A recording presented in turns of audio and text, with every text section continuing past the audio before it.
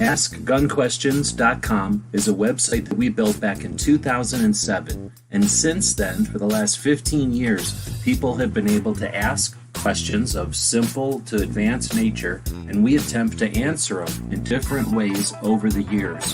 Join us now as we start a new series to answer gun questions. Hey, welcome everybody. I'm waiting for my thing to pop off here and interrupt us, but I guess it's not gonna. So we go live every Saturday, like the thing said. There it goes. Interrupt us, but weird.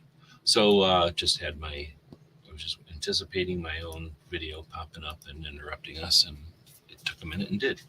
We go live every Saturday to answer questions, and often we get sidetracked, but that's just the nature of the beast, I guess. I am going to open up the list over there today, though, right when we get started here, as I introduce Tony, who's joining us from New Jersey, and you've got a diversity shoot coming up on Thursday, if I'm correct. Yes, sir. Diversity shoot's coming up on Thursday at Recoil Range in Monroe, New Jersey. I decided to do something different this particular time. It's really weird. I don't know what best way to put word out. Like if I tell people a month or 2 months ahead of time when the date's going to be, and I remind them like once a week, and then twice a week, and then the last week, like 3 times, I might not get people there. So this time I waited, and I'm just going to saturate you every day with posts, and let's just see what that turns into. Like I'm trying to find a sweet spot of notification. You know, that's an interesting dilemma or whatever circumstance, because you're not alone for sure. You're unique in the fact that you're bringing people to a physical location, which is challenging in itself. Mm-hmm. And then, the subject of it and in the area of the country that you're in, it just becomes all that much more frustrating and difficult. But that's the same kind of question somebody might have for a live show, right? Or something else, some kind of content they're creating, or some kind of maybe a sale at a store or something. So I think my first response to that is it kind of depends. Like each year you're going to have different, different reasons that people want to do something like this, different, reasons they want to do it.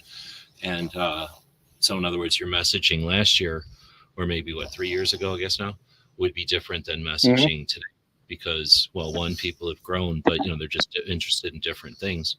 We were just talking off air about, a different tangent that someone approached you on. And that might be, now that they're comfortable with your diversity shoot as an entity, now they're thinking of it like, oh, I know that it happens every month, or I know that it happens at these different ranges. Anyway, it's just different than when you had it last year with fewer, well, I guess it wasn't fewer, but, less time on the clock. So people might have thought, well, I better get to it right away, or I got to get my friends to it. Now they've had their friends to it. Now you're having a different conversation with them because now you're talking either to their friends or bring your friends, more friends, as opposed to check it out for the first time. So I guess I'm not making exactly. Just showing you that there's a lot of frustration to this or angles to it. I guess you could have crazy because welcome and you've never shot before, show up, have that messaging going all the time, and then kind of cycle back and forth between, hey, have you been before? It's time to come back. Hey, have you been before? Come back and bring somebody, like a challenge. Like you can have a couple of messages, I guess is what I'm saying. Yeah, especially now. I mean, Thursday's event is going to be the first event after the both, I guess, brace decision and the bump stock decision. It's going to be that. So there may be questions about that. So I have to brush up, what does it mean to people in Jersey? How annoying is it that I've seen a couple of memes already where, yeah, that happened, but New Jersey, California, Connecticut, Rhode Island, I think, Massachusetts, I'm sure. I mean, I think Trump even said Florida are all states that still ban the bump stock specifically. So even though this has been challenged nationally, we still have the fight in those states. And unfortunately, that's a fight in each individual state because they're not going to just say, oh, dang, we lost. Let's get rid of that law. And then the great thing about it is I've said it, others have said it. I'm like, this is not a I understand it's a firearms related issue, but it is not a Second Amendment issue. This is government overreach that they think they can change language, thereby changing the rule, thereby creating a law without any repercussions or any involvement of the legislative branch. And that's not how laws work, bro. You can't do that. And I think that is important. Right, because when the legislative branch is touching it, that means we're the ones instigating it or allowing it. Either way, we should be instigating it. But if nothing else, if somebody instigates it, we allow it, type of thing, through voting and all that. But I think that's a great way to describe it, that it's a gun issue, but not a two-way issue. And that's so succinct. I don't think anybody has got it that cut and dry, but that's exactly, because I've heard a lot of people bitch about it, that it's not a two-way thing. It's not a two-way thing. But I think that cuts the line better, that it happens to be about guns, but it's really, I forgot, what is it, 14th Amendment or something, 5th Amendment? It's some other amendment issue, because like you just said, the wrong branch of government is just deciding what laws are based on they have the authority to deal with other laws. Yeah, and my whole issue is, how in the heck is the Supreme Court justice? You go, yeah, I'm gonna no, that's okay. And I'm like, no, that's not okay. It's not okay at all. It makes no difference what your personal feelings are about firearms at all, because that is secondary. Again, like you said, my state, I can't have a bump stock anyway. So it's like states can still ban this stupid thing. My whole issue the entire time was banning it is not the ATF's job. And they need to know their role, and they might need to be smacked back into their role. But as far as an effective accessory, bump stock sucks, other than it's fun. You know what I mean? Like, it's not something I would recommend to anybody outside of have fun at the range with. I don't even know. I mean, that gives it the credibility that it doesn't deserve, also, because it's fun once. It's like that singing bass. Like, oh, that's a novel looking thing, but I don't want it. Like, that might be a fun gift to give somebody because you think it's a funny gift or something, but honestly, it works shitty. And I don't know how to explain it. It's like a bad accessory. It's like a weird cup holder for your car. You don't want it. You might give it to somebody as like what do they call that? A white elephant gift or something? Or is that what it's called? Where you kind of anonymously give a gift. Like, I got to give something. I'll just give this. It seems good. I mean, I've seen on TV or something. But anyway, when people shoot them, it's a real skill. And it's like learning to use a truck stop implement instead of an actual tool. A truck stop gimmick device instead of a tool to do a job. So it's never going to do a job well. And the credibility that it's given is unfortunate, I think, because any legitimacy it's been given is unfortunate, because it's essentially a novelty thing that didn't work good, but because it scared a bunch of people and so many people were willing to sacrifice it, it got to where it is today. And it's exactly a cautionary tale, or it's like something that we should be aware of, like this can happen to us. Because I mean, well, I'm going on and on. It's like a bipod. Like, who gives a shit about bipods? Like, hunters kind of care about bipods. Once in a while, somebody thinks it looks cool on their gun, but we don't care about them at all. But if it somehow scared the shit out of somebody, and they made a big campaign about bipods, and everybody was like, "Well, I don't even use a bipod." That's where we're in trouble, when they use that shit against us. And there were a lot of gun people that were like, "This is not the hill I'm gonna die on." And I'm like, it's not about dying on the hill, you twit. It's about government going, yeah, we just made up something. We're going to bypass the Constitution and do what we want to do. That was a government agency that decided that. That needs to be shut down painfully and embarrassingly. And it's like, I mean, Tom Grisham was like, this is not the hill I want to die on. Not Tom Grisham. Hold on.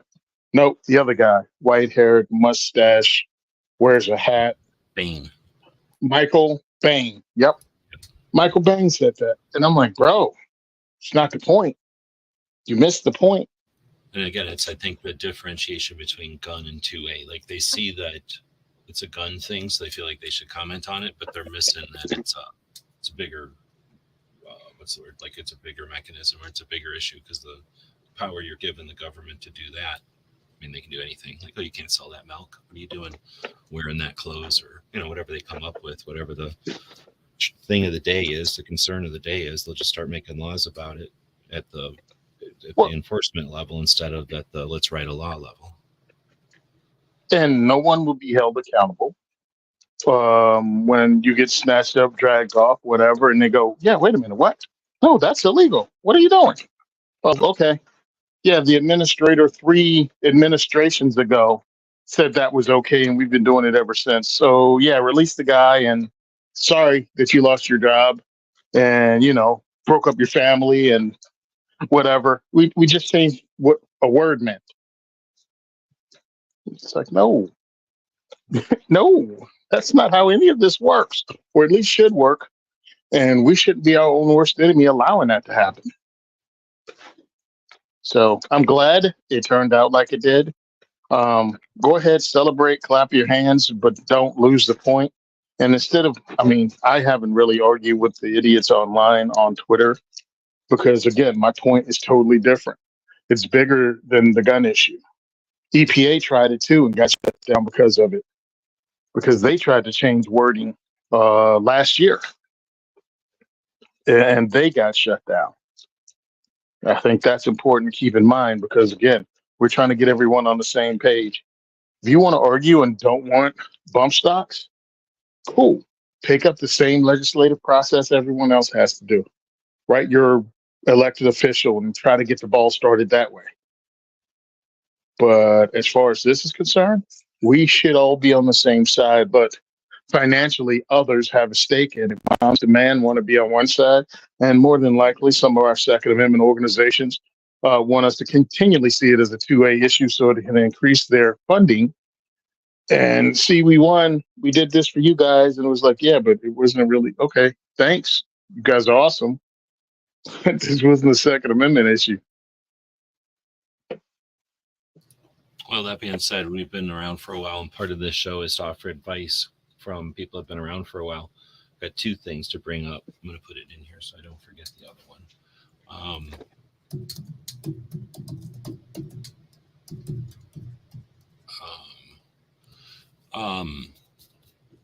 What can we, or what you just said, what we should learn from it, but in reality, and realistically, I guess, I think realistically is the right word. Like, what do you think if any, what do you think we can learn? Because I don't think it's the same group of people as it was with other fights. I'm thinking of this fight with the bump stocks as kind of a long-term theoretical gun fight that we have. So something like the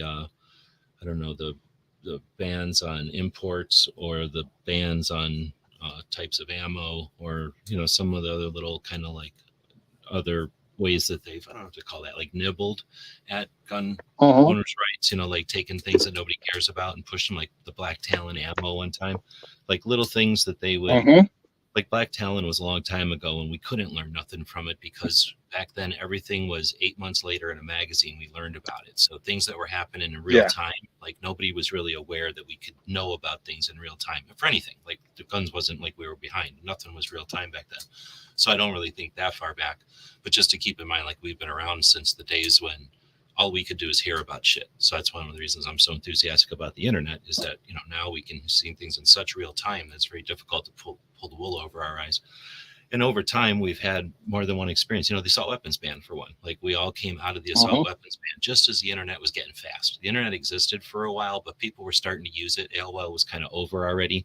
Not Facebook. MySpace was just starting up around that time at the end of the assault weapons ban. So people were just getting to use the internet like, I'm going to go online, not like I'm going to go to AOL, which wasn't really online technically, like accurately. Like it was kind of like going to one website only. So once people were like figuring out what they could do online, we saw the assault weapons ban happen, and instead of all of us going right on, we just want to fight, let's continue to fight, like I believe a Marine would. Like, I know some people that are fighters, when they get in a brawl and they've got their black eye and the other person has their black eye, they then give the other person a couple more black eyes and maybe a jaw or broken knee or something, so that they never fight again. And it may or may not be your taste in fighting, but it ends fights, and people don't fuck with you again, right? And I thought the assault weapons ban was like such a great opportunity for the gun community to go, you know what? We just had no resistance at all to the expiration of this. And if they thought they had anything to stand on, they would have tried to fight it. Oh, it shouldn't expire, right? We also had the end of the stupid ass Undetectable Firearms Act, which ended every 10. You know, we used to have expiration dates on things. There used to be sunsets, and they quit doing that because they figure out that comes back and bites them because their bullshit. Once people have light of day on their bullshit, we don't vote for their bullshit anymore. So anyway, we had a couple of things end back then, and then we didn't see shit. And I don't think that was strategy. I think it just worked out in their favor that they went after other things as the internet was growing, and they had some successes. We're dealing with the successes they've had on the internet, doing other campaigns, let's say. So as gun owners, we sat around just what's it called, like sitting around. I don't want to say being lazy because we did things, but we weren't fortifying our defenses. We thought that we were done needing to defend ourselves. We certainly didn't take the fight over to them and say, give us back the NFA or anything cool like that, which I think would have been an awesome effort at the beginning of the internet. We could have done it too. But, and that would be a great debate to have if we could have actually got rid of the NFA when the internet first started. I believe we could have if AR15.com wouldn't have been like it was, if people would have had more effort and time to make a good AR15, make a forum that was hosted by, at the time, the only people that could have done it would have been SAF or NRA, or maybe NSSF, but they weren't political yet. But SAF had the wherewithal and the ambition. NRA had the money. They hated each other, so they would have never done it. But none of them had the foresight to do this. And this is 2020 hindsight, so it's not like I knew it was going to happen.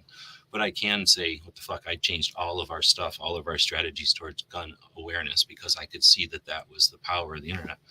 But anyway, it would have been neat if we would have had a massive forum back then. I think we could have got rid of NFA. But I guess this is a long ass way of me asking the question. The lead up to, since we've been around for a lot of not just gun stuff, but watching gun stuff evolve online. And I would say since at least 2010,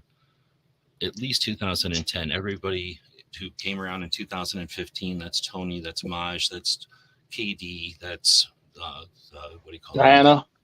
Yeah, I was going to say the women for gun rights. For gun rights, yep. Rebecca Schmoy probably started around then. Like most of the people that we think of as like, you know, the fighters now all came around in like 15. So I'm guessing around 10, you all came online. You are all like, what the fuck? And by 15, you were like, I'm doing something about it. And that's just from listening to interviews or knowing y'all. So I guess I'm saying, since with that kind of perspective on it, did we learn anything this time? Did the gun owners who exist today appreciate what just happened in the last couple of years? And this, you know, we've had the New York State Rifle and Pistol. I'm still not done answering the question. We still have the, you know, we have the national, what's it called? The New York State Rifle and Pistol Association division. We had Brewer. Everybody forgets about the 2 EZEL cases and McDonald. We just had the anniversary of McDonald here this month. Do you think that people are wiser and we're appreciative, or are we just more take it for granted and be oblivious to this shit? Because I think those are the two sides, right? Like you were saying, the ambivalence, and then the other side is completely so overworked, you know, over focused on this that you don't have fun shooting guns anymore. Okay. My personal belief is the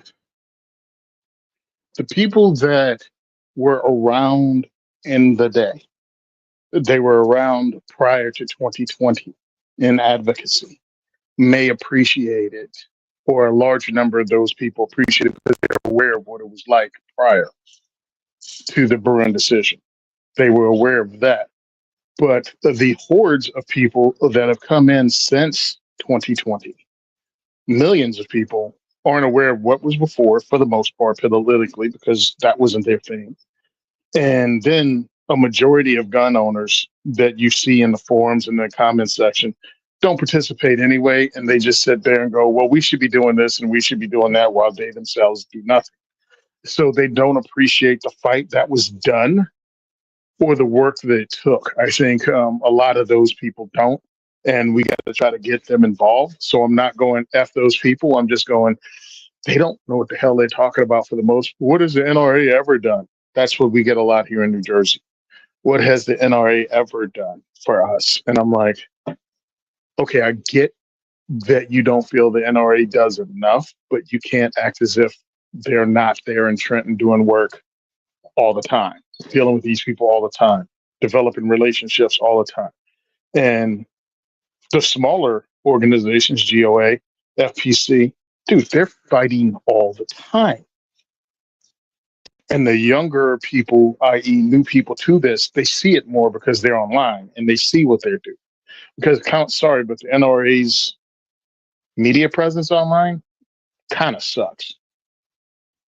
You know what I mean? Like when you go to the NRA IG page, it's like the definition. It's like, like I don't know who the hell they're going towards. The guy who has more than like everything is red and MAGA. Like that's the only person they're talking to. Is the guy that wears a MAGA hat everywhere and a MAGA T-shirt, whatever Trump T-shirt and like a Republican jacket, and then wears a gun. But, and after he all that Republican stuff on. So Cam Edwards, formerly of NRA News when it existed, never worked for the NRA but worked for the media company. Just interviewed the new executive vice president of NRA. Did you see that interview? No, I never watch Cam unless somebody says to look at him. He's on Sundays, I think. Okay.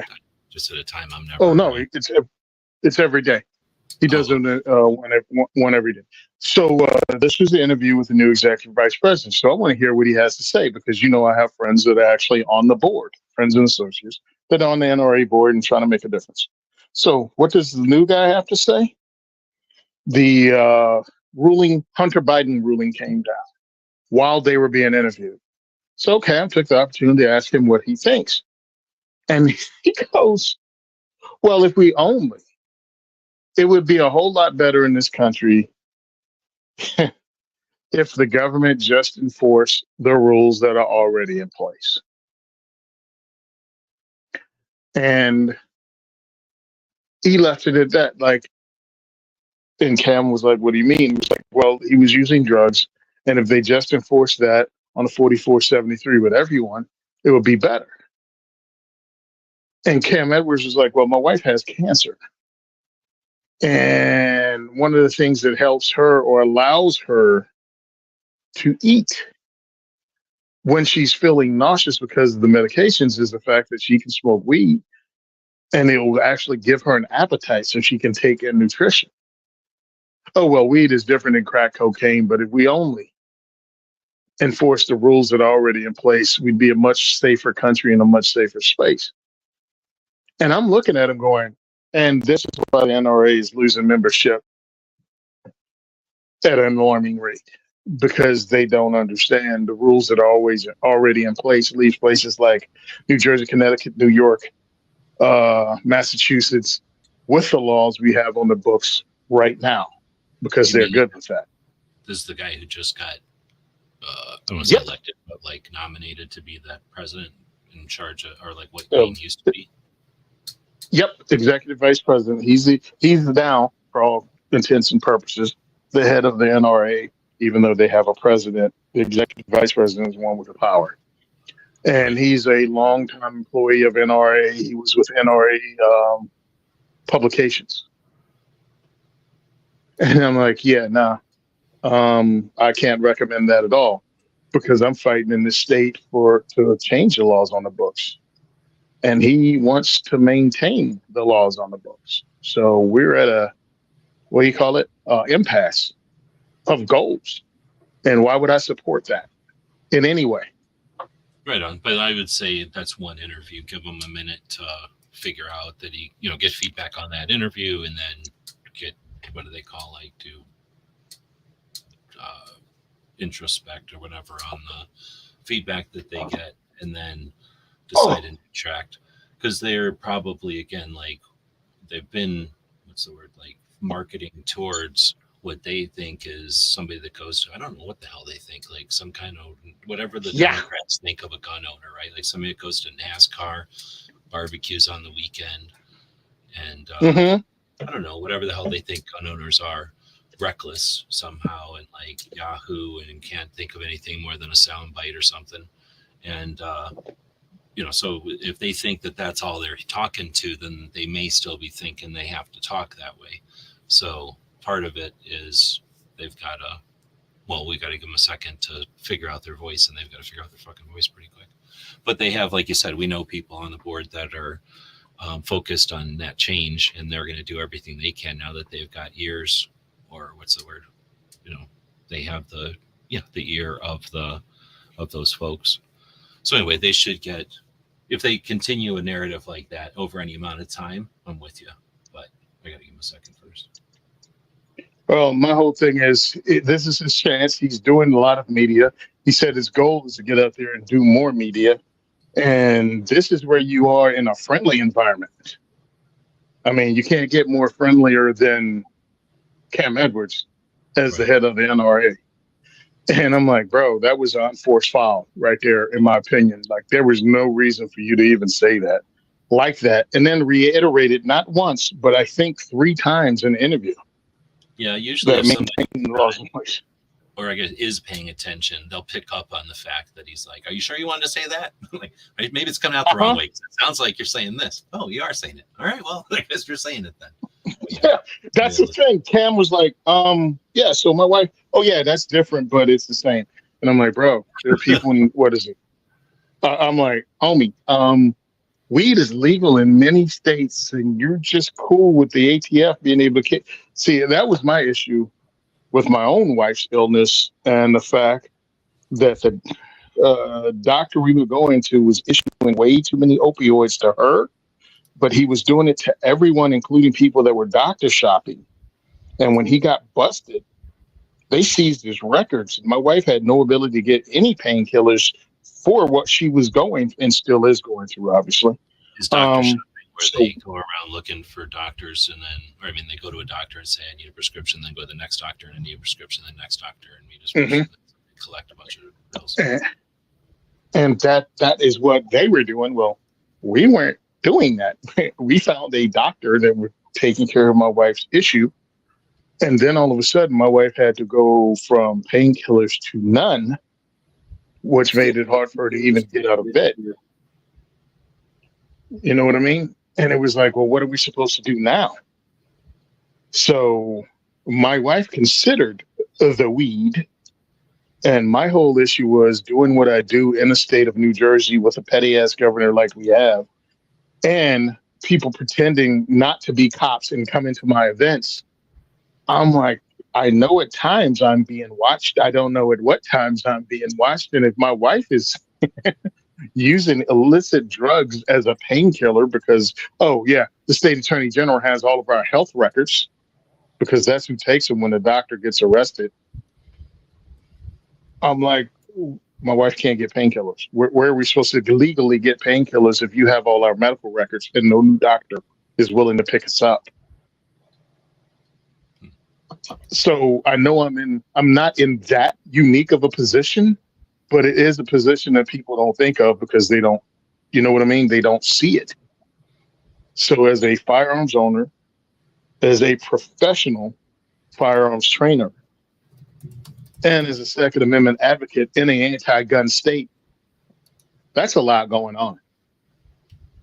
And I'm looking at risking my freedom, getting rid of my firearms so my wife can do something that, you know, violates the rules that are already in place. So she's not in pain, unbearable pain 24/7 because our doctor did something illegal.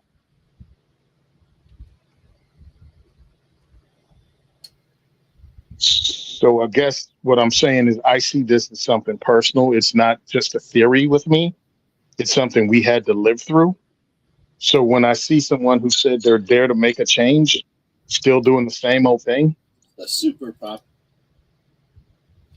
I lose a little patience with it. So, but I agree with you. We need to give the NRA a chance to swim or sink.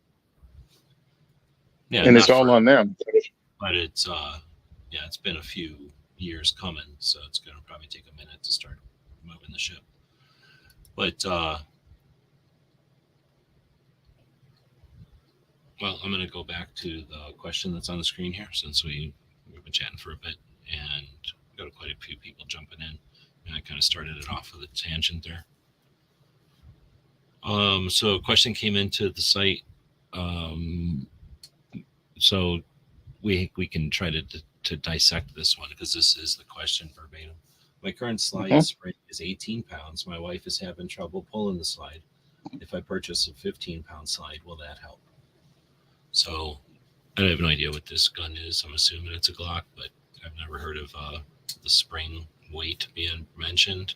So if that's the recoil spring, the actual spring barrel, I wouldn't change that. I've never even heard of using different size weights of springs there. I would say the first thing I do is either recommend a revolver or talk about using the triceps instead of any other muscles. So what I would say at the gun shop, when some lady or some little guy was having trouble sliding the slide on a super big gun or something, or not always a big gun. A lot of times little tiny guns have super strong sides so that they can work. Super hard to work, and there's very little to hold on to. So I would usually say, take your left hand and hold it over your heart, like if you're saying the pledge or something. And now put the slide in that hand and take your right hand, like if you were going to do a push-up. This is for a right-handed person. You can do it the other way if you're left-handed. Take your right hand like you're going to do a push-up and put it on your gun like if you're going to hold it. And now don't move your left hand at all, but push with your right hand. You're pushing with your tricep against your other tricep right in front of your chest. So you have ultimate control over the pistol. It's right there. And it'll work defensively because, if you had to do that really quick, it's in a good place to do it. And you're essentially using your whole hands and not your fingers and stuff. You're using your whole hands. So you got the most body strength and articulature there. And then you've got your triceps involved. And everybody and I don't know if that's working as an audio, if I'm describing that well or not. But as soon as a lady would try that, boom, she could rack any gun in the shop. And every once in a while they'd go, give me that gun, and rack it. Give me that one now, rack it. 1911 is pretty easy to rack, and if somebody racks one of them, it's a big gun, easy to rack. Then they pick up some little 380, and they're like, how come I can't rack this? It's like, well, it's a hell of a lot bigger spring on that gun. It's a tiny little gun. It needs a giant spring or a strong spring. So that's my first reaction, but I haven't. That's old. It's probably 10-year-old advice at this point. So Tony's got a lot more experience. I'll let him go with the better answer here. All right. One, that advice is still good 10 years later because we use it in our events to tell women, because you got to rack the guns that are there, not guns we wish we had. So that's one. I would test to see if my firearm, because we don't know what gun we're talking about here, works with that recoil spring and the ammunition I choose to run with. Because if it still works and everything is cool, fine. I don't know if that'll help out. The 3-pound difference will help out your wife or not. No clue. But more important is, does it reduce the reliability of your firearm? That's way more important. The other thing is, there are other ways you can do this. I don't know what caliber this firearm is, but there's a 380 EZ from Smith & Wesson. And I think they also have a 9 EZ from Smith & Wesson. Those are two guns designed for people that have a problem racking the slide because it has a lot lighter spring, but it's designed that way. Has a really good trigger. I mean, if you're going to go and do it, I would suggest you see if you can afford the Performance Center version because they have better sights and better triggers. And that's what's something I check out. And the firearm is a little bit bigger. So it's not so small that it's difficult for you to even get a grip on. It has enough size on it that even I shoot it with no problem.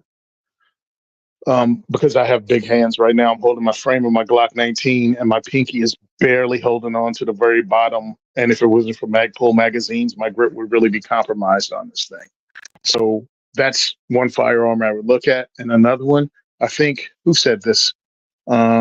Somebody was talking about the tip-up barrel design on like the Beretta Cheetah 80 series.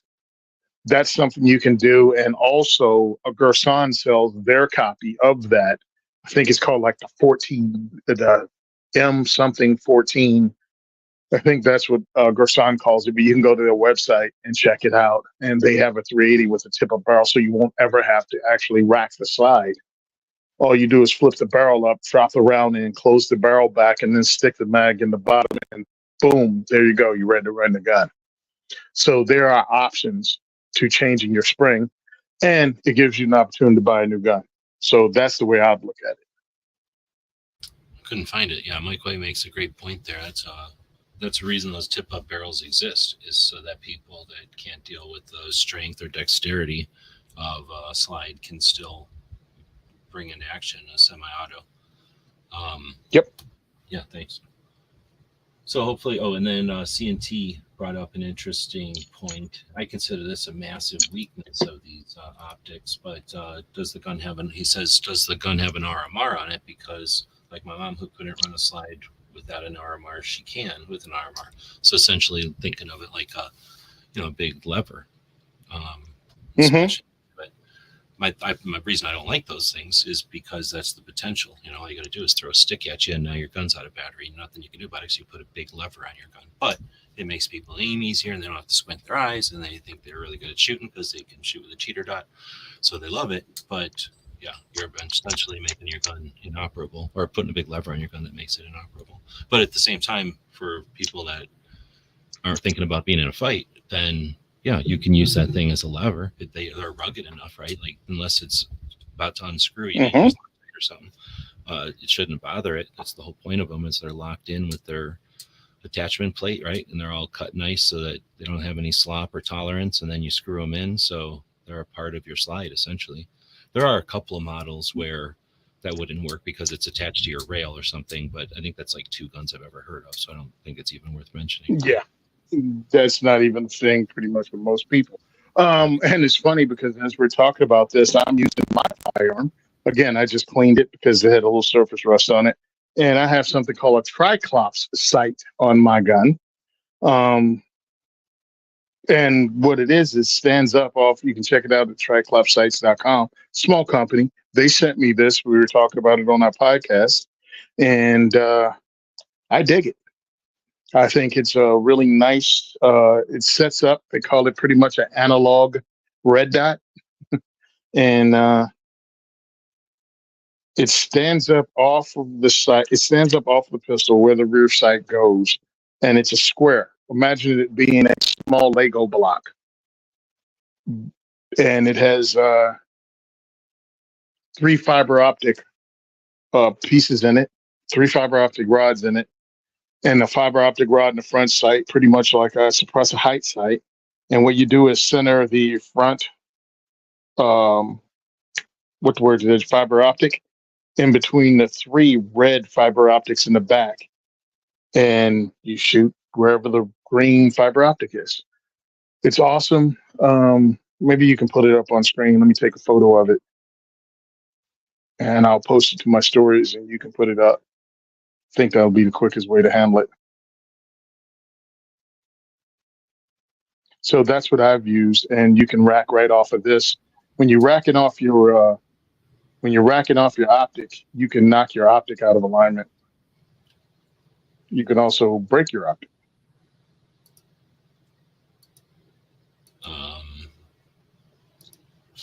But I mean, I'll give them credit. I don't hear many people talking about them breaking. I mean, I guess that's not true. The cheap ones can break, but they're going to break from use. Well, what it break from? Yeah, in my opinion, it's the screws that'll break, not, you know what I mean? Like the connection between them. But I don't think that's a huge problem. I think some things are just made up. Yeah. Internet people. And it's like Murphy's Law. I like to assume that the worst case scenario is going to happen when you most need it. But that's just being old, and every once in a while when that happens, it makes you gun shy, and you think, I want to get stuff that's bulletproof for certain things. Yeah, exactly. It doesn't matter how risk it on certain things, but on certain things, I want to make sure, on other things, I want to make sure. I don't care if it's clunky and old. If it works, it works. Speaking of clunky and old, we got a question. Oh, hey. Do you think 38 Special Snub Nose is a good carry gun? So, yeah, I do. So a lot of people don't. And I don't know if that's out of awareness or out of testing or some sort of like thorough investigation, or if it's just what they like. But I think that there's a reason it's one of the first carry guns, and it's still around. Like that's testament to how effective it is.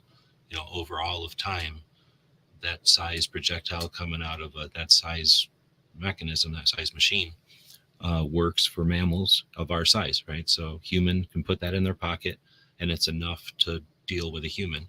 It's not enough to deal with a bear or something else, but it's, and it's more than you need for a mouse, but it is the right size for a human. And the gun itself is the right size. So it's not a giant thing that you're going to leave at home, and it's not a tiny thing that you're going to forget. I think it's a good size. As a person who carries one around in your pocket, like, when it's not there. So just like a holster. I mean, it's similar to a holster. It's a big enough gun that if you're not wearing it, you're like, what happened? Why am I? Why do I feel weird? Oh, I'm missing whatever ounce hunk of metal on my side. So I think that it's big enough for that. Unlike maybe an NAA or something, which is kind of tiny, and you could leave it home and not even think about it and get out of the habit of carrying it. So anyway, for all those reasons. And then, of course, I always go back to the old standby. You don't know you're in a gunfight until you're on the ground with little Tweety birds and you come out of your being passed out or out of your being knocked in the back of the head with a 2x4. You come back to being able to know what's in reality. You're getting your pockets rifled through and or getting the crap kicked out of you, depending on your situation. Worse, maybe. And in that case, I want a revolver. I don't care anything about fancy red dots and all the other shit that works on a range. I want a revolver I can use coming out of my pocket with enough rounds to stop whatever that's happening right there. Because that's when you need a gun. But I don't want to get all gory. I always get to that point with the revolver. But anyway, that was setting me up for sure. What do you think? What's that? Well, I'm just saying that's like the perfect question for me because I'm the revolver fan. Mm-hmm. But I think of it as a practical thing. I have no super love for it. I wish I could love a little tiny. I was just at a gun shop. I finally went to a gun shop. I don't remember last time I went to a gun shop. I was meeting a friend of mine. And we're like, hey, let's meet at the gun shop around the corner. Since we were going to go to this one place, I'm like, hey, there's a gun shop around the corner. Let's go there. I haven't been to one forever. Anyway, saw a bunch of these little tiny 9mm that are the size of the old 380s back in the day. And I could see why people love that. I mean, I get it. Like, I totally get it, especially if you're new to carrying and you're not giant, you're not a big dude. I can carry a giant gun. I don't care. I'm a big dude, right? But I can understand if you're not, that you don't want to carry a big gun around. So I totally get these little 9s, but I just still big advocate, big fan of revolvers. Now, personally, I think a 357, but I'll shut up now. Go ahead. Okay, so,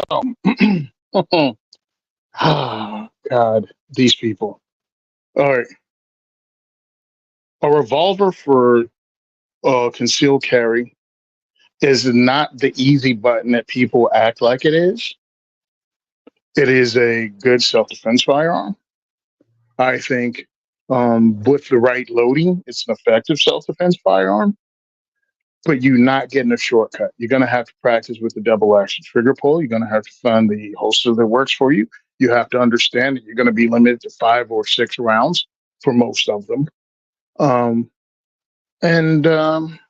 got to work accordingly. Like, people want an easy answer that I want something that I don't have to practice with and is going to be effective at fill in the blank, whatever they think their gunfight is going to be. And it's like, no, they're harder. That double action trigger pull is harder to get used to. But once you master it, you're going to be able to shoot everything, because it is a long trigger pull that forces you to maintain your sight alignment, sight picture, and have trigger control. And because of the lightweight, you're going to have to learn to control the recoil and your flinch response because, oh my goodness, this gun kicks a lot because it weighs 17 ounces and is shooting full house 38 specials or 38 plus Ps, 158 grain or 125 grain. Like, you're going to have to put in work. So is it good? Yes. Is it going to be easy? No. Is it easier to toss it in a pants pocket? Is it safer feeling to have it carry appendix carry because of the long double action pull, or in any way because of the long double action pull? Yes. Yes. And it's been around since the mid 1800s. Small revolvers. They work.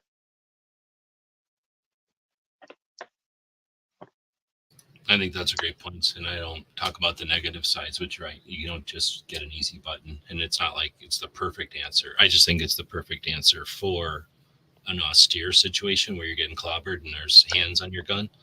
But that it doesn't mean that it's actually way more. That's why they created pistols and why they are so, what's the word? Like, there's so many of them. is because it's so difficult to shoot a revolver, especially little tiny revolvers. It gets harder and harder all the time. Everything you add to it, make it smaller, make it lighter weight, put bigger calibers in it. But I'll also say we're not trying to shoot bullseyes across the room. That's definitely a goal for a lot of people when they shoot. You can do that all day. I like doing that often. I do that with a 44 Magnum. But my little ones, I'm happy if I can hit, the target, the circle part of the target, or the silhouette's part of the silhouette, on halfway across the room, because it's not designed. And it also behooves you with any firearm to get out and know your limitations, because way too many people assume they can shoot way too well. And it's like, man, look, with that little ass snubby, you got to get out there and see where you can hit with that snubby at. 3 yards. Cool. Can you put them where they need to be at 3 yards? Period. Let's get that down first. Make sure we're hitting the target. And then it's time to get that stopwatch or that shot timer download on your phone for free, or actually buy a dedicated shot timer, and put some pressure on yourself and see if you can get it under a timed response. You know what I mean? Like, how fast can we get these suckers on target? Cool. Great. And that's something you should do with any carry gun, by the way.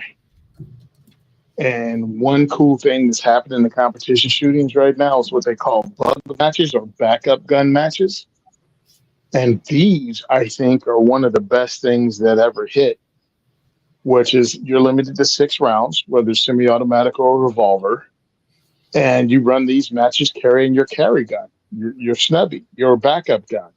And it's not going to become usually these things turn into who can afford the best gear. And this is kind of anti that. And it allows you to run your snub nose or your single stack small pistol in realistic distances, but realistic distances dictated by a match director. So you can't come and shoot your favorite thing. And you have to shoot from cover. You have to shoot weekend. You have to shoot strong hand. You have to shoot around barricades. I think that's something that we could all use as practice, and also ego check, and also a barometer to see how you're doing. Mm-hmm. I know they didn't ask all that, but I wanted to put it out there. No, that's a great point, because knowing what you can do is great, but knowing what you can do consistently is a different level. Like, what you're able to do, and then what you consistently do or what you fall back to is good, like you said, barometer. Because I know I can consistently hit a 14-inch target at 200 yards. But can I do so under pressure? Well, we're messing around at the range. So I assume I will shoot. Mm-hmm. Sadly, I missed our event yesterday. I thought it was going to be this Friday. I messed up. They had the normal police shoot I go to once a month. I thought it was third Friday of the month, not second Friday of the month. So I missed last night. Plus, they had the summer cookout there, which is awesome. And that's why one of the reasons you want to go to your local range to these events. 1, hanging out with other gun people. 2, sometimes they have awesome events like this where they bring food and welcome everyone. We have 2 of those a year, one for Christmas and one to welcome in the summer. And I freaking missed it. What kind of stuff do people bring to the event like that in New Jersey? Is there New Jersey food, or is it just a bunch of random stuff? Oh, yeah. I mean, it's funny because people in this area don't see it as Jersey food, but being from the South, I see it as Jersey food. Like the antipasta salad with all the meats and stuff. It's type of stuff. Yep, a lot of cold cuts that. I mean, I grew up with cold cuts as ham and turkey. Oh, no. We got prosciutto, salami, capicola. Like, they have those different kinds of meats that dudes bring, olives, things like that. So they have what I consider Jersey food. But it's funny because these people just consider it food. Like if we were down south and we had something and we had barbecue. I don't see it as a uniquely Southern thing, but plus food has changed over the last 30 years because of Food Network and those kind of cable TV shows. For sure. Yeah. That we for sure. kind of, we're losing our regionality. People move around, and it's like you used to move to a place and it's like, oh, I moved to an Italian place, so you learn to cook Italian and you learn to go to Italian, you like kind of absorbed that stuff, and nowadays you bring what you got with you. And I don't know, it's a different topic, but they used to say they're a melting pot. Who keeps saying it's a salad? Somebody keeps using the term salad, and I like that one, where everything gets chopped up, still has its identity. It's a different thing when it's all together, but lettuce is still lettuce and cheese is still cheese. Instead of turning into a stew, it's a third thing. We got a bunch of questions coming in, and I figured let's hit some of them. So New York Outcast said earlier, I got a cigar question. What's the name of the place that Tony's friend gets a personal blend from? Trying to pass the information to somebody who loves cigars. All right. So a friend of mine gets personal blends, Kevin Dixie out, and was two actually. And I don't know the name of the place. I apologize. Kevin was getting his made in St. Louis, and Argo J was getting his made out in Madison, Wisconsin. And that was just their local places. You can probably talk to your local cigar shop, and they can find somebody that'll do blends for you. New York Outcast. Yeah, hold on. Okay, there's a group in New York of cigar smokers called the Ash Holes, ASH Holes. And that's a group of guys who smoke cigars and do volunteer work for Cigars for Warriors and things like that. And they're in New York because I met them at the New Jersey Cigar Festival and actually hung out at the table with those guys all day. Awesome individuals. You may be able to speak to them if you can Google it, look it up, because they do have a website. Ash Holes, New York Ash Holes. Google that, and if you can find them, they might be able to help you out. Right on. Have you thought about making them for yourself or for Diversity Shoot or something? I'm not educated enough in the different kinds of tobaccos and leaves. Yeah, I wouldn't know what to even ask for. I know what I like. I know what I like as a very junior cigar smoker. I've only been smoking cigars since 2020. And I'm still in that process of, I've never tried this. Let me try this. I don't like that. So the only definite opinions I have of cigars is I haven't met anything from Rocky Patel I actually like. Like, that is what I've learned. Like, that one manufacturer, I don't like any of his Rocky Patel cigars. And I've tried many of them. I spent a significant amount of money trying out his product line because in the cigar world, everyone tells me how great Rocky Patels are. Oh, you didn't get the right one. Oh, you need to try his Rocky Patel 25th anniversary, 15th anniversary, 10th anniversary. Like, I've been celebrating anniversaries with dudes since 99. I'm done with it. You know what I mean? It's like, no, I've tried like every anniversary year and I don't like them. So, and I love cigar dudes because they ain't that dedicated. It's just, that's one of the ones Rocky Patel is one people often talk about. And Gurkhas are another one. And I started off with Gurkhas because they were a gift from Grey Ghost Precision. And I've since moved away from that. So you develop opinions, but I have no ulterior motives, and I don't, you know what I mean? I don't go for the flashy whatever because I don't know enough. It's pretty much like when we got into guns. It's a new hobby to me, so I don't know anything and I'm learning. Yeah, that makes a lot of sense. So when there's a massive horizon of directions you can go. We got Crab Turtle saying happy episode 1776. So it's pretty neat. Yeah, we've been doing this one for a while. So that's awesome. Episode 1776. We don't really think about 1776. We were both alive back then, and it was the biggest deal in the world at the time. From what I remember, I was a little kid. Assuming you were a little kid, do you remember anything about it, or do you remember? I can remember technically it, I guess, like flashbacks when you're a little kid, but I get told about it, so I think I know more about it than I can remember, if that makes sense. Like, a lot of stories. That's back funny. then. It was a big deal, like parades and lots What, in of stuff. 1776? Oh, no, sorry, it's 1976. The end of what do you call that? Okay, cool. Sorry, what did I say? I meant Bicentennial. 1976. Yeah, the bicentennial. I'm like, how old do you think I am? I was like, in 1776, my memories would have been definitely different than yours. What do you mean, we free? That definitely. Exactly. But I still remember the fact that they had bicentennial quarters. Uh-huh. And I thought that was really cool because it was, I mean, as a kid, because I was I was 6. Actually, I was 5. No one's going to give you a bicentennial dollar, but nobody's going to blink to give a kid a quarter. And it had the drummer on it, and it had the Spirit of 76 flag in the corner. And I thought that was really cool because remember, I'm 5. So yeah. It's things that the kid remembers. And there were lots of parades, and I thought that was cool. And there was in my, again, childlike opinion, there wasn't a lot of politics involved. Like today, somehow somebody would just make it stupid. And it wasn't. It was a celebration of this country as a whole. And I thought that was cool as a kid. And I think I picked up some of my patriotic fervor from that because I was such a young kid and it was seen such a big deal for a long time.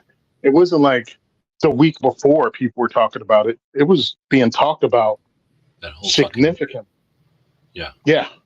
No, I think that's awesome, dude, because I think the same thing. Like, we're probably patriotic to some extent because of the times. That was just a thing you were back in the day, or you weren't, I guess.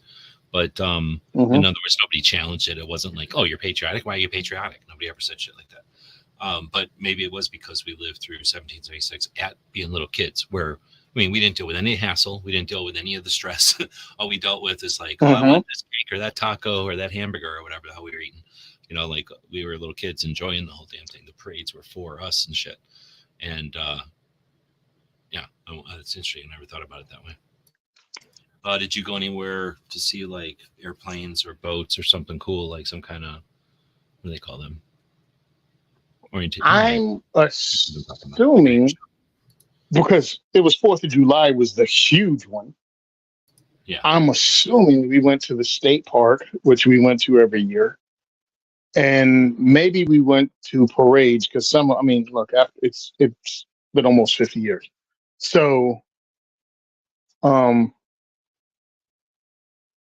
yeah, I'm thinking that's what it was. It was parades.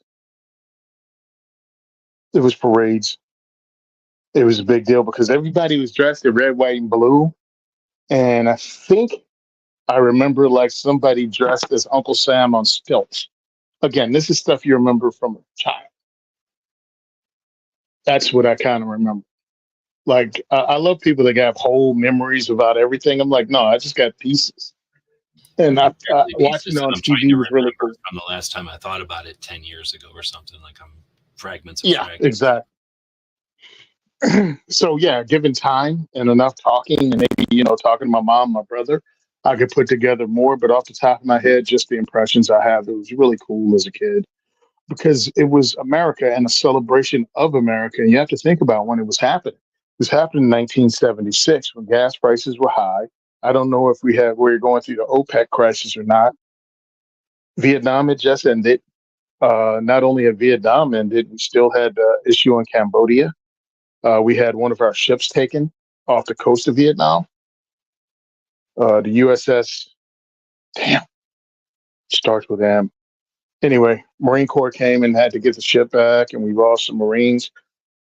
That whole thing had happened, but this was a celebration of America itself, and I thought it was cool as a child. And I think because of that, I still think America's awesome as an adult, and those are one of the foundational blocks of it, was living through the bicentennial. I mean, we created money for that.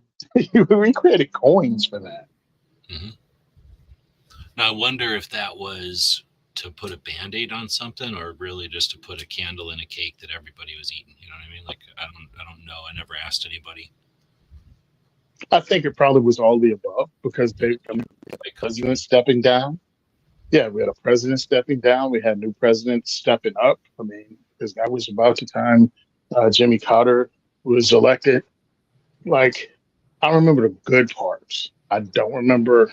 And again, this is as a child, and I'm from the country. I mean, I'm from Southern Virginia, so there wasn't going to be a lot of, you know, Yankee counter protesters or left wing anything.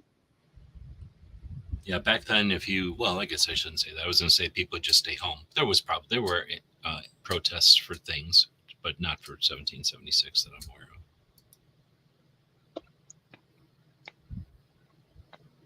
Yeah, yeah, So the memorabilia. right, and The that was useless. the thing. Like, well, you would get cups, right? You would get like stupid Yep. glasses or something from the bank, and people would. That was a thing, and it was like, I don't know, a bonding thing with other The pens. people. Remember the little pens that you get and put on your shirt, like Yeah. 1776 or stuff. All that stuff, which we see as corny, made in China, yada yada, blab. But for a kid, it was cool, or at least to me as a kid, it was cool. Well, I think it was the whole country because I remember that stuff being kept. You know, maybe they didn't keep everything, but there was like, hey, remember 1776? So like people had that. Oh, it's probably something like keepsake. Is that the right word? Like a mentality of wasn't all digital and photographs were worth something. You gave a shit about photograph cost you something and you couldn't get another one. And I mean, technically, yes, you could get another copy made of a picture, but holy shit, there was no copy machines. Like that would have taken a tremendous effort and cost to make a duplicate of a picture back in the day. So pictures had a different meaning, and we don't give a shit about. We take pictures for granted now. Like holy moly, I have so many pictures I can't even imagine. I bet you my grandparents had 100 pictures in their whole life. You know what I mean? Like in their possession, like in boxes and shit. I don't know what the number is, but you know what I mean? Like compared to us, it's not. We don't even think about it. So I think there was just they cherish things a little bit differently. So you were going to keep something from 1776 because you didn't have a fucking folder of pictures or videos and shit. And then what is it like camaraderie? You know, it's like the community. I guess people knew like they remembered it was a good time because there were times where people were like upset about gas prices and bitching and moaning, throwing rocks, or the war, throwing rocks, or what the fuck? What they call like what the hell can I think of the word for the 60s? Essentially the anti-war movement, like the people that resisted integration, like they would fucking riot and kill people and shit. You know, we talked about that kind of shit. Obviously, people are aware of that now, but it wasn't brought up because what are you going to do? Bring it up every 5 minutes? Or trying to move on from some of this shit from the olden days, and people were alive that remembered that they weren't going to forget the shit. They knew what happened. So the fact that everybody got together and were happy in 1776, it was like in spite of, like in addition to all that other shit, we were also able to come together and give a shit about this system or this country, what it represents. Everybody had either remembered World War I or been part of World War fucking II at the time, which was a totally different long war that brought the entire world together, and we were essentially the heroes of it. So just a whole different vibe, right? Then I don't know what could happen. Could 1776 be a thing? Like, I don't know when the next thing is. I don't know why it was even, why would it was 200 years after 1776. So it's 200 years. Bicentennial. Will there be a tricentennial, I guess, in 2076? And could that ever happen again? Or would it bring the I same hope so. to the country, whatever that is? That's, could it bring that same emotion to the country? Can I use that word? I hope so. I look at it this way, man. America's awesome. And if you don't believe America's awesome, that's cool. You can be wrong.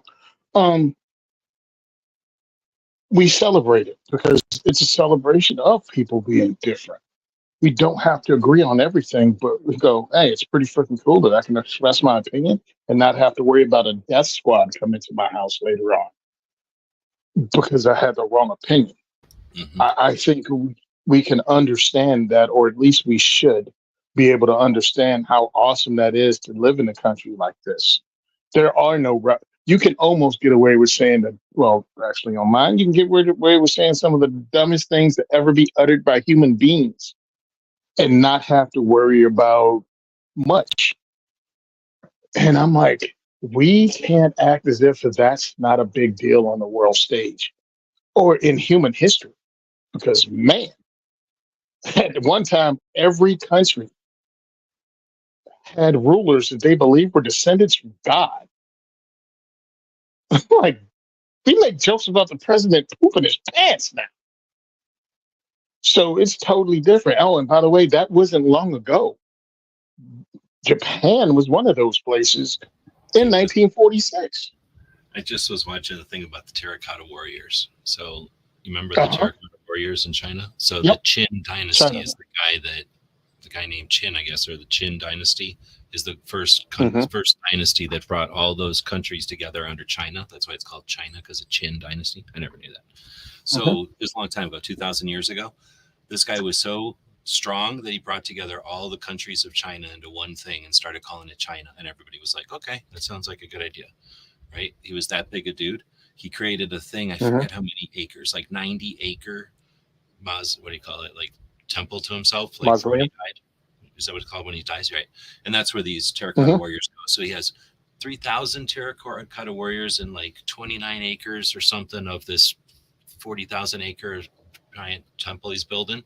And it's his whole adult life. He basically imprisons everybody who's bad or who's being a jerk, I guess I'm assuming, and makes them into workers at this place. So tons of people are building this thing, and each one of those warriors is completely different. Anyway, long story short, huge, massive effort. He dies, and like not even a generation later, gone completely. Like people don't even hardly remember him. There's one book from back then, like, you know, except for the fact that they found this, like they had no idea that it even happened. And that was such a huge, I mean, can you imagine? Wow.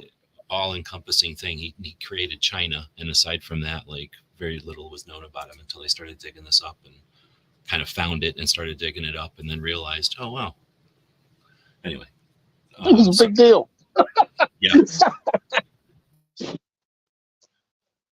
Oh, I just checked. Oh, two things. One, I posted a picture of those sites up in my stories. So if you want to check it out on the split screen or something and let people see what it is, it's there.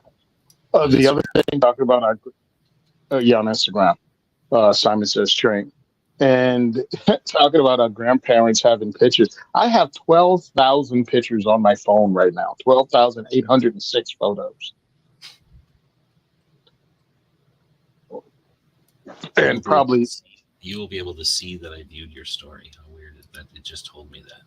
Like, okay. Yeah, okay. Uh-oh. What happened to it? I was looking at it. Was it short?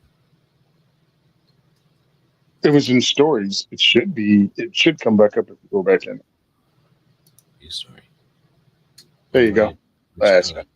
Oh, it's I have to pause it. Okay. Oh, so it's got like a box or something. Can I zoom in this? If you can look at the left, the right-hand picture, you can see the box on the back, on the top of the slide. Those are three separate pictures. You zoom really. So I'm going to just do a print screen, and then I'll open up Paint, and then paste into Paint the print screen that I just did.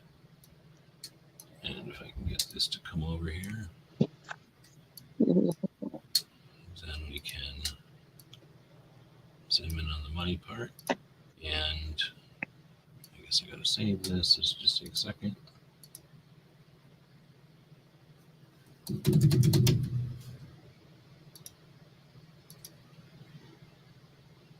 then just open that picture. Then I can zoom in on it whenever it opens up here.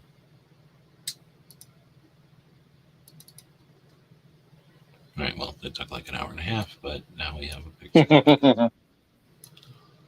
And if you listen to the podcast and you're not going to go to my website, my Simon Says Train, you can check out TriClopsSites.com.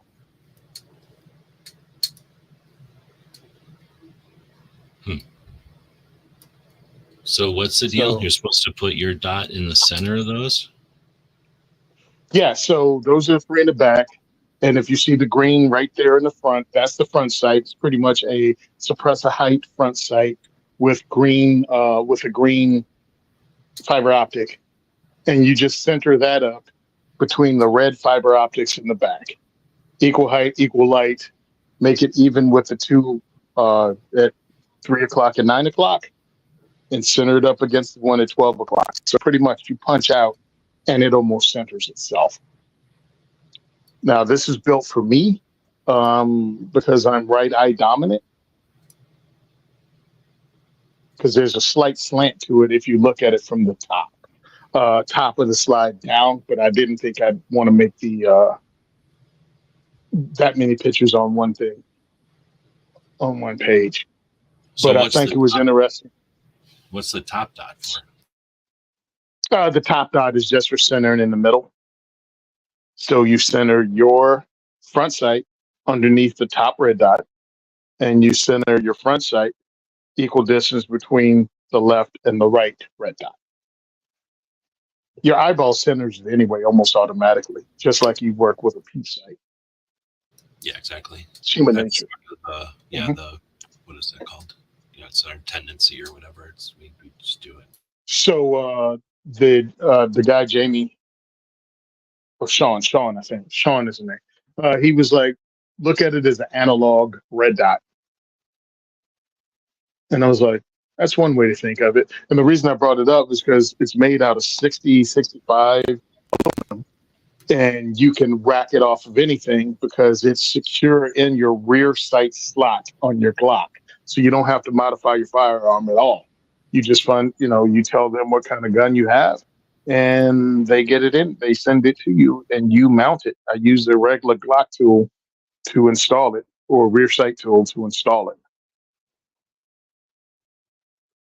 It's interesting. I had one of the adjunct trainers from James Yeager's place, Tactical Response, at Kevin Dixie's, and we were having a discussion, and I was like, check it out. He was like, dude, this is really different. And then he started busting shotgun clays at about 60 yards with it.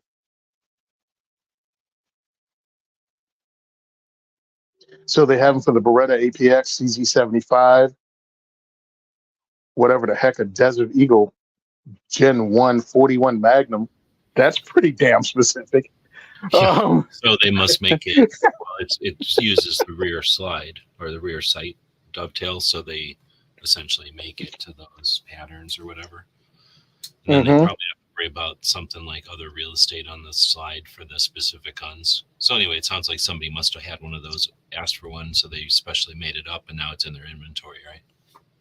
True. It works with the daggers, Ruger 5.7, Smith & Wesson M&P, Smith & Wesson Shield, SAR K12. That's awesome.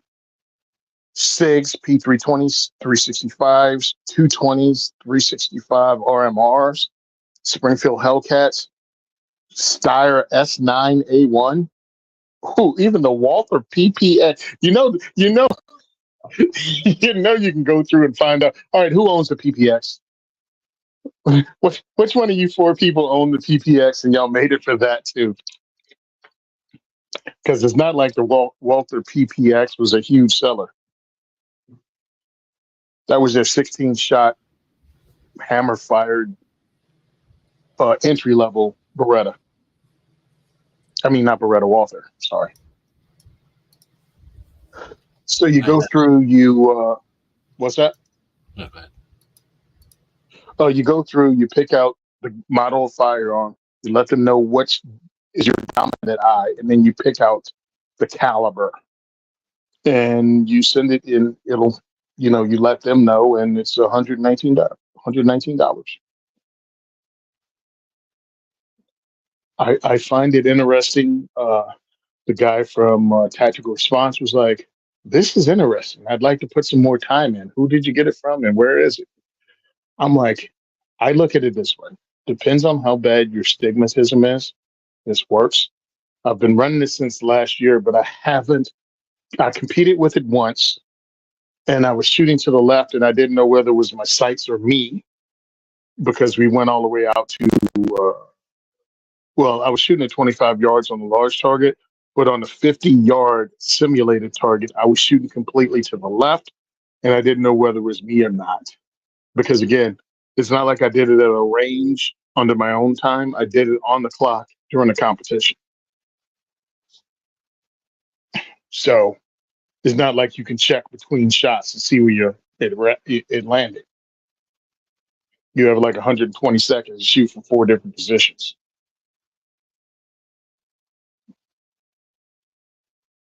But I find it interesting. You got to check it out at triclopsites.com.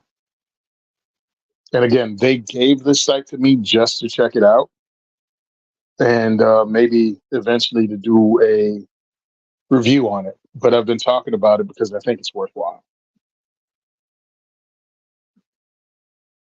Freaking muted over here. So I had a client back in the old days. I'm trying to think of when it was now. He was one of my last clients, so it had to be probably like maybe even 10. But anyway, so back in the day, I used to do websites for people, and I had my shingle out there to do websites for people, and I was a gun guy, so I did quite a few websites for gun-related things, and one of them was essentially a ghost ring. I can't remember. It had probably something to say ghost or something, but it was essentially something that would replace the rear sight and create a ghost ring on a pistol, and it would create, I don't know.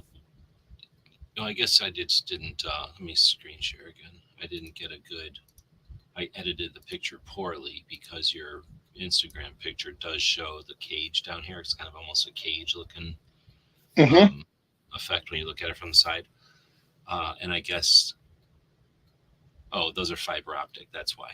So this guy, he had fiber optic, if I remember. But anyway, the long story short is it had actually, I never saw a mock other than drawings. I never saw one. So I think his was a little bigger, but it was nowhere near as big as a standard red dot that people put on optics nowadays. It was closer to this size, but still back in 2000, let's say 10, that was, oh my goodness, like no one had even thought about putting something on the slide. Like what? Why would you put something giant on the slide?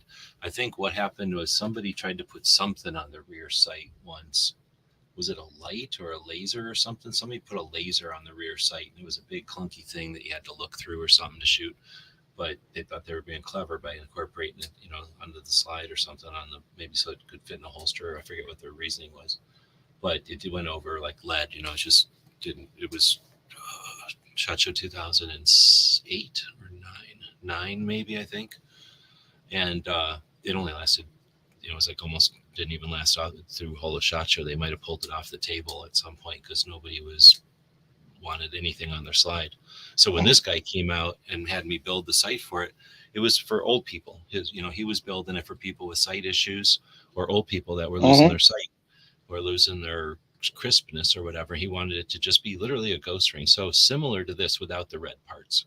So just in a round, but and I think he was making it out of plastic. And I don't know what his. Anyway, he didn't consult me on the design. I just built the website for him. I can remember, and essentially it didn't go very far. He was but that's like a restaurant. That you can have good food, you can be in the wrong location. You can have the great location and have the wrong food, right? Like restaurants can close for lots of reasons. So businesses start up and close on the internet all the time. It wasn't because of his website. His website was pretty fucking awesome, but for whatever reason, it didn't go very far.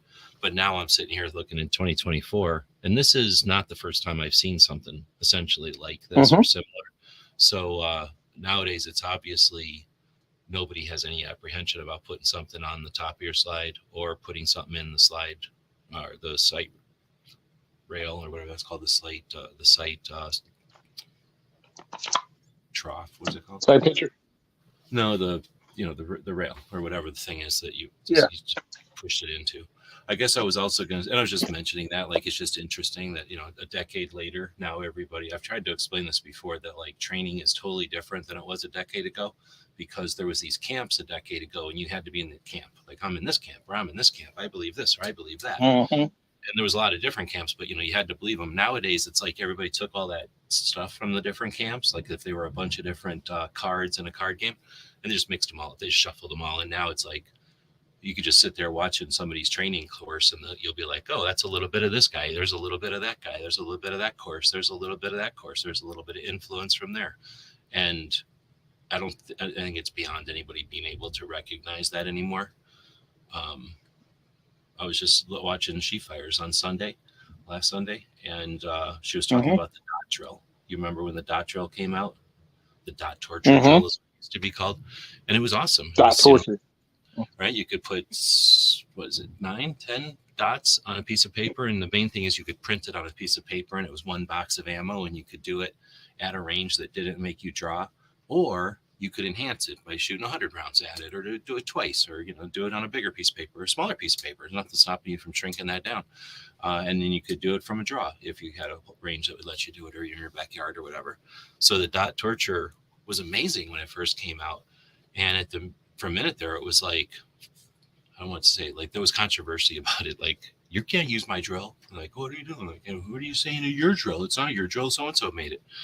And we came through all that, but that'll happen with everything, right? Like, somebody will come out with, I don't know, square bullet, and somebody will be like, oh, this is 20%. Somebody came out with a square bullet. You just copied off somebody's triangle bullet. Like, we're going to go through that over and over. And anyway, it's just been interesting to watch the stuff happening with training. And like this, it's, if you would have put something like this in front of Cooper, what do you think he'd have said? Do you think he'd have been like, oh, this is genius. I really like it. I can see how this works. Or would he be like, oh my goodness, what did you do to this gun? I don't know, because if it allows you to get sight picture faster, I mean, he might have been about that. And it's pretty rugged. If he got to use it, I think he'd have a different opinion than if it was described to him. For sure. And I don't know how to answer that question either, because I don't know the guy, or I don't know enough about him to know what he was like. But he would have had an opinion, I suppose, right? I doubt he would have been like, he probably would have had an opinion one way or the other. And well, how different would have things been if this was on the first revolvers, and then some version of this was on, the rail of the AR, or the what do you call that thing? The handle of the AR, and then some version of it was on pistols. And just ever since, we've had big cubes on the back of our guns with fiber optic lines. Oh, I think it would have made. Go ahead. I was just going to say, there's no glass on this. It's just it's like an open cage all the way through. Yeah, okay. Yep, open cage all the way through. I think what it would have done probably would have made the acceptance of red dots a hell of a lot quicker. Mm-hmm. Yeah, because people would have electrified this instead of coming up out of nowhere, right? Mm-hmm. So we would have been like, all right, well, this is the electrical version of this analog thing right here. It's like, okay, cool. I think that would have happened. I'm enjoying it, but I want to see, because I've shot close with it quickly. I've done that, and I hit where I aim at.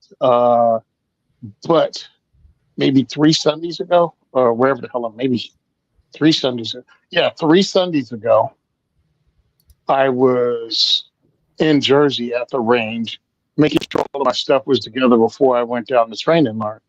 And I was shooting crazy left. And I thought it was me. So I asked the RSO to run some rounds through it, and he did, and center punched it. He was like, hey, that's you, asshole. So I was like, okay, that was me. Get this back, load it up again, concentrate on my fundamentals, hit where I was aiming at, no problem. Cool. Then I go to Train and Learn the next week. We're running through on Saturday. We're running through the pistol class, and I'm hitting where I'm aiming at again. I mean, I just had to, bring it back around. We were shooting small, aim small, miss small. So we were doing that kind of thing. And I was punching where I needed to be. But I did have to knock a little bit of rust off, like, hey, get it together, bro. It's not like I was missing, but it wasn't stacking it like I do sometimes when I'm on. And that's something I think everyone should know about themselves. It's like, dude, can I draw from concealment and freaking stack dimes? Or can I get, headshot at 10 yards? Yeah, no problem. Can you hit an eyeball at 15? Wait a minute. That's gonna take a lot of concentration.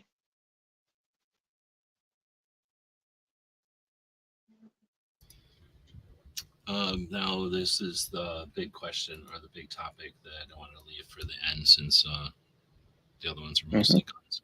And we still do have 2 questions over there, but we're 90 minutes in. We've just been kind of rambling today, so please excuse that we don't get right to the subject. If you do have a question, and I don't even read them, so if one of these is urgent, I do apologize.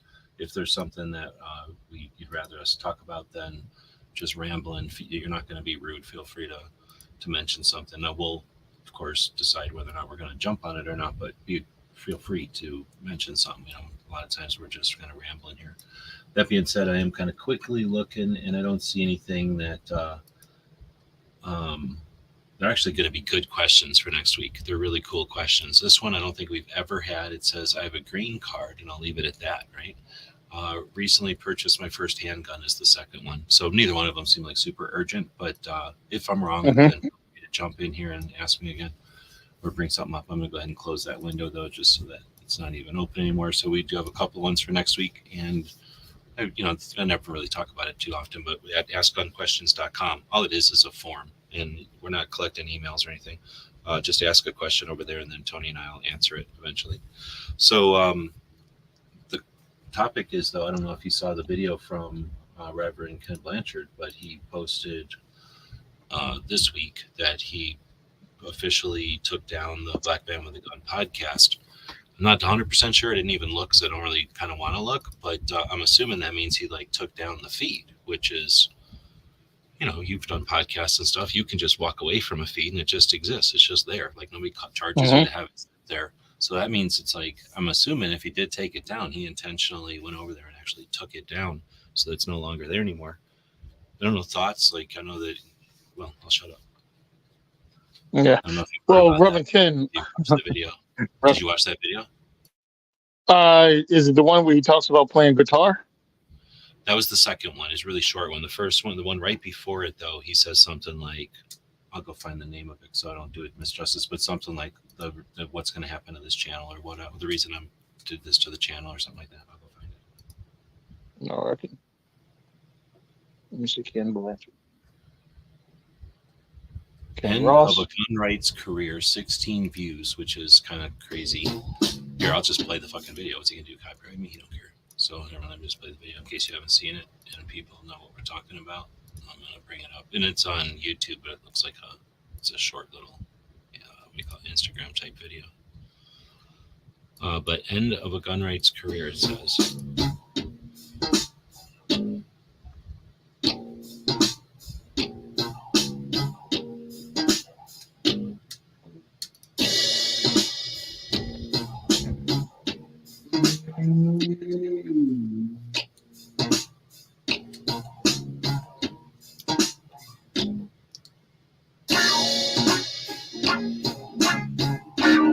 Dang. Okay, so I guess I was reading it. This is the visuals that go with it, but there must be something. I thought I got more than this, or maybe it's just from the second video that you're talking about, because it was a good run here. Just a few pictures from the last 30 years of gun rights activism. I ended the Black Man with a Gun podcast feed today, which has started in 2007. On with the next chapter of my life, Reverend Ken Blanchard. And then the follow-up, this is like a 2-minute video. It's essentially a slideshow. But, I mean, for people that are paying attention, these are pictures from the 90s. These are pictures. These are photographs. It's somebody scanned some of them. That one with Nikki was probably more like 2012 or something. But, or maybe 2015 or 16, I guess. But, this one is a long time ago, I think. Maybe not. Yeah. That one's a while ago. There's buildings that still exist back that was pre-2020. That was before 2001. Right. And then he put it back out again as Reloaded. Right, he rewrote the book. Hey, I was there. This was 18, right? No, this was 19. No, that was that might have been 20. And I know I was here because when they took the picture, I witnessed the picture in front of the Capitol because I was there. Wait, are you talking about this? You were here? Why won't it stop? That one. Okay, yeah. Yeah, I was there. I was there too. Let's see. I was probably standing way over here watching this picture get made, but I wasn't standing in the picture. They chased us all the way to take it. I was over to the left on the other side of Rob. I was watching it happen. Oh, Rob's on the far left. Oh, okay. Yeah, I got so yeah, I was over there watching them take it. I thought it was pretty cool because I just finished having breakfast with Cheryl Todd, Tim Knight over here on the left. There's Carrie in the middle, Carrie Sloan. Yep. Carrie Sloan is standing beside Josh Prince. Yep. So I had breakfast with her. You know everybody in this I picture? didn't speak of that one. Yeah, pretty much. I know everybody in the picture and probably have the phone numbers. So we got Pincus, Maj, Tim. Mm-hmm. I don't know who that is. Is that Craig DeLuz? They're blurry. Yeah, that's Craig. That's Craig. He's built, he's a muscular dude. That's the guy from FPC at the time, and now he's not with FPC used anymore. to be. He's a lawyer.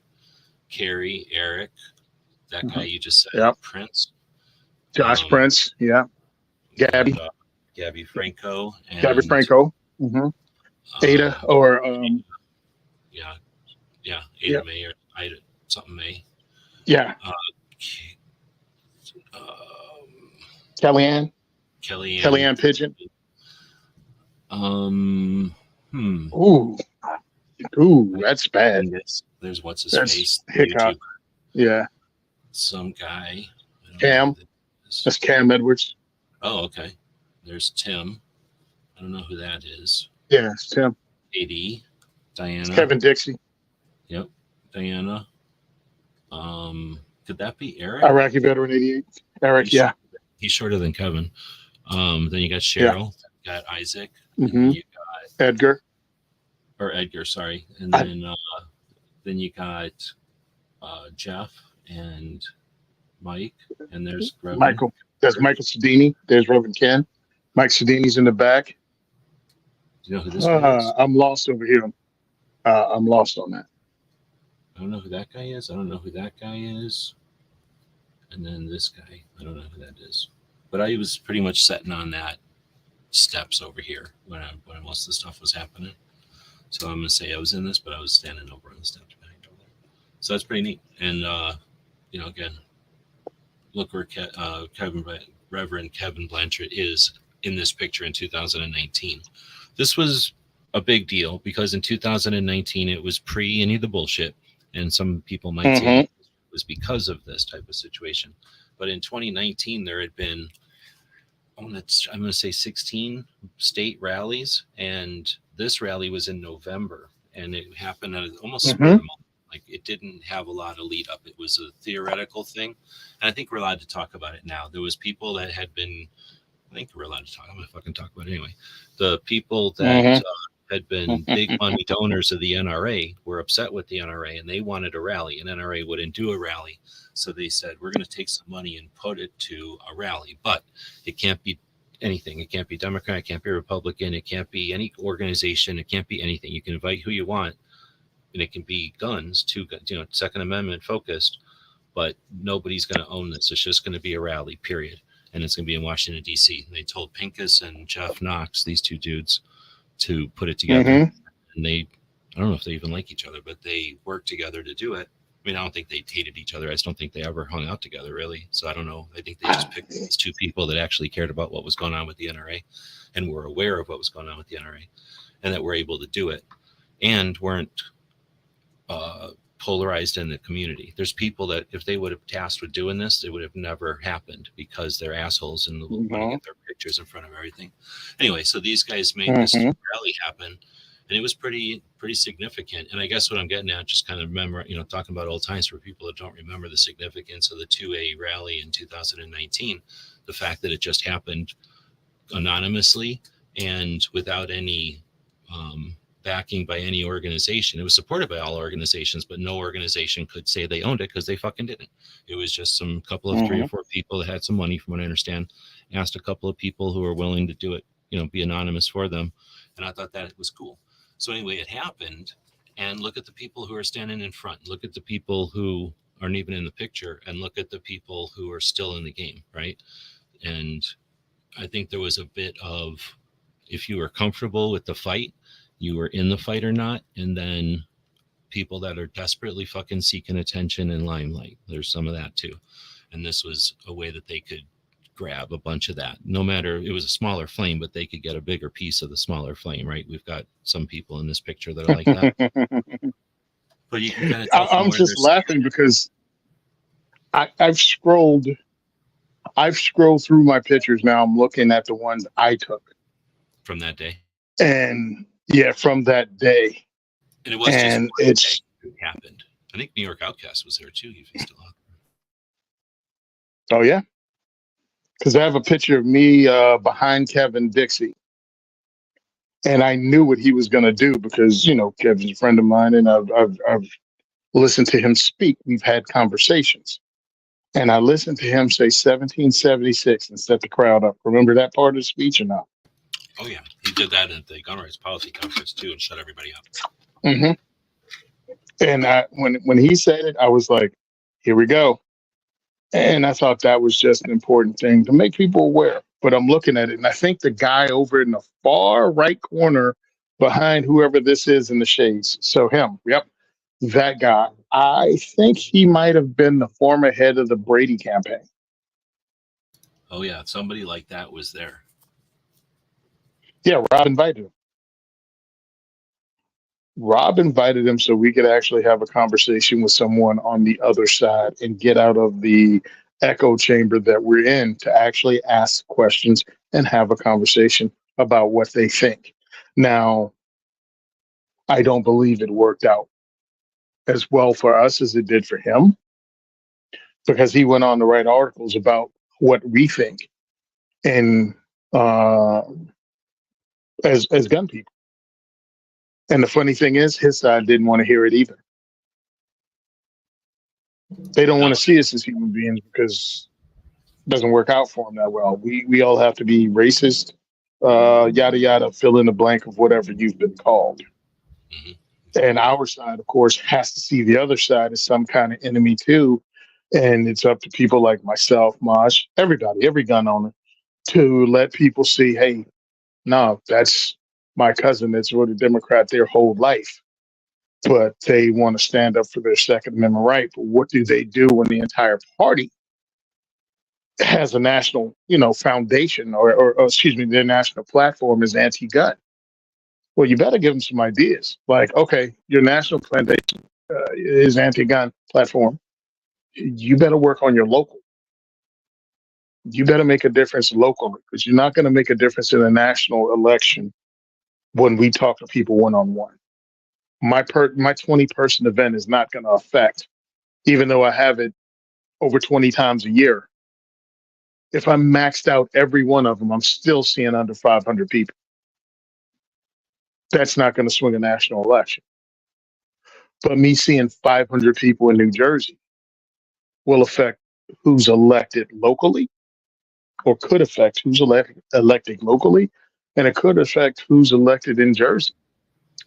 That's critical. Because it's not the same. So Eva, Dragonman's daughter, he's got two daughters, Melissa and Eva. Mm-hmm. Right? Mm-hmm. You've probably been on her show before, right?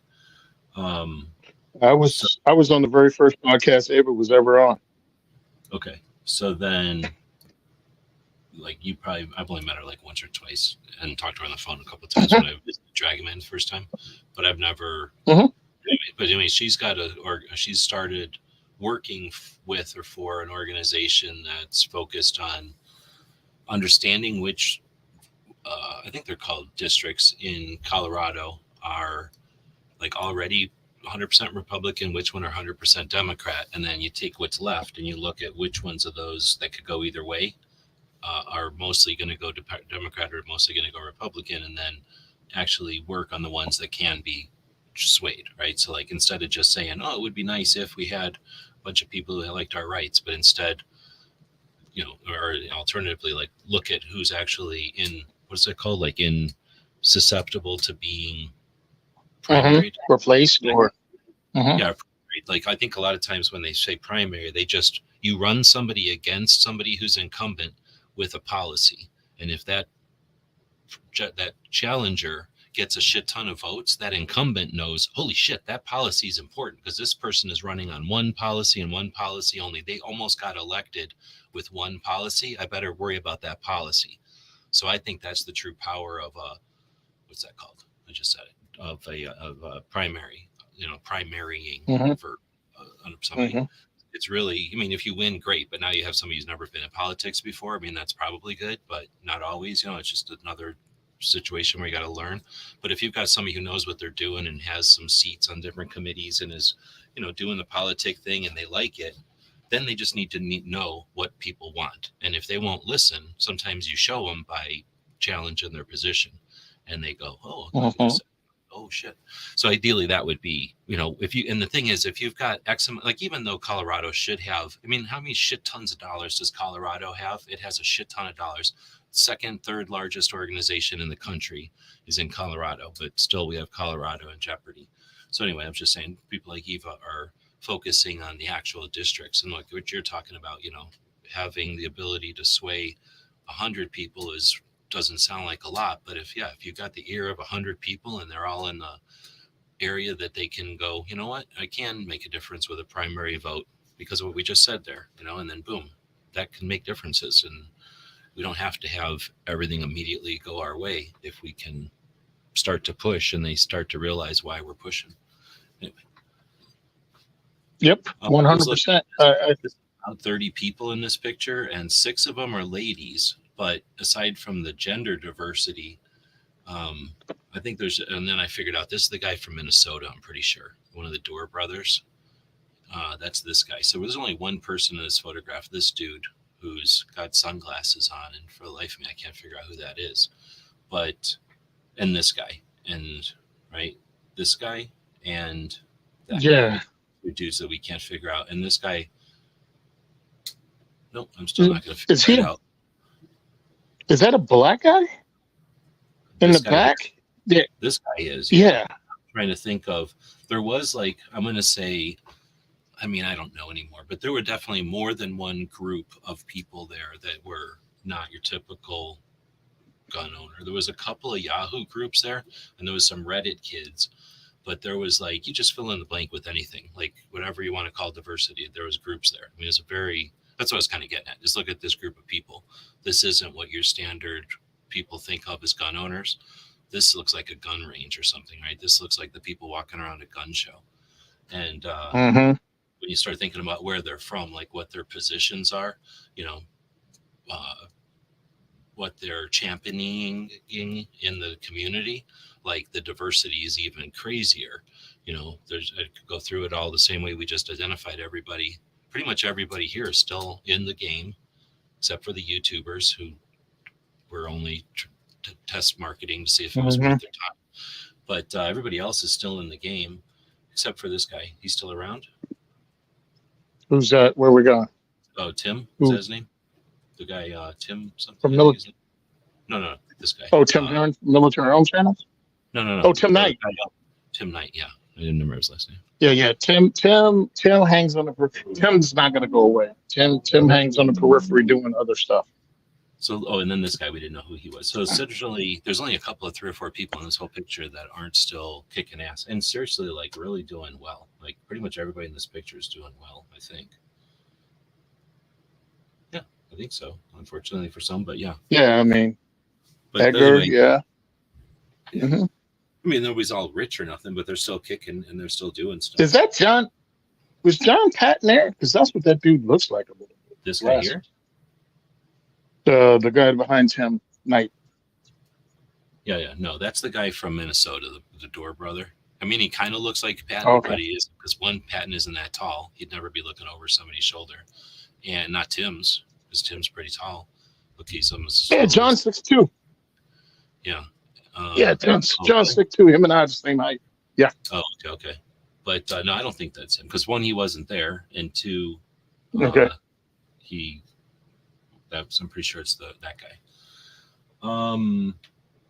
But anyway, I guess I was just going to say, I think that's one of the reasons they were scared of 2020, because this rally motivated a shit ton of people, because there was so many people that were shit on this rally. One, they were just scared to go. They were too cheap to go. Cost money. One of the reasons I was in debt, I can say was, I can finally say fucking was.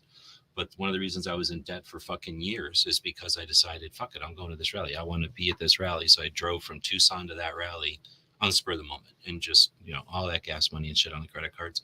I did have some help. I sold some stuff and people helped, but you know how it is when you're driving, or, when you're doing something that just kills any income coming in. It's just all expense, but it was totally worth it in the retrospect or whatever. That being said, I'm going to give it more significance than it deserves, perhaps because, one, I was there, and two, I spent so much money getting there. But I really do, and I know, seriously, everybody except for this guy and that guy, and I might know these other people, but essentially except for those couple of guys and that guy who you're talking about from the gun thing, I don't know them. But I either know all these people, I literally have everybody's autograph except for Carrie and from the book, right? Like that one year that I did the book, I gave it to Cheryl, so Cheryl has that book. But well, I didn't get Tim's autograph, and I didn't give a shit about what's his face over here. But everybody else, that's probably when I met Cam, is getting his autograph for the book. Anyway, so all these people, I'm just saying that I think that they all inspired a shit ton of rallies. We were going to have 20 something rallies, I think it was 20 rallies in 2020.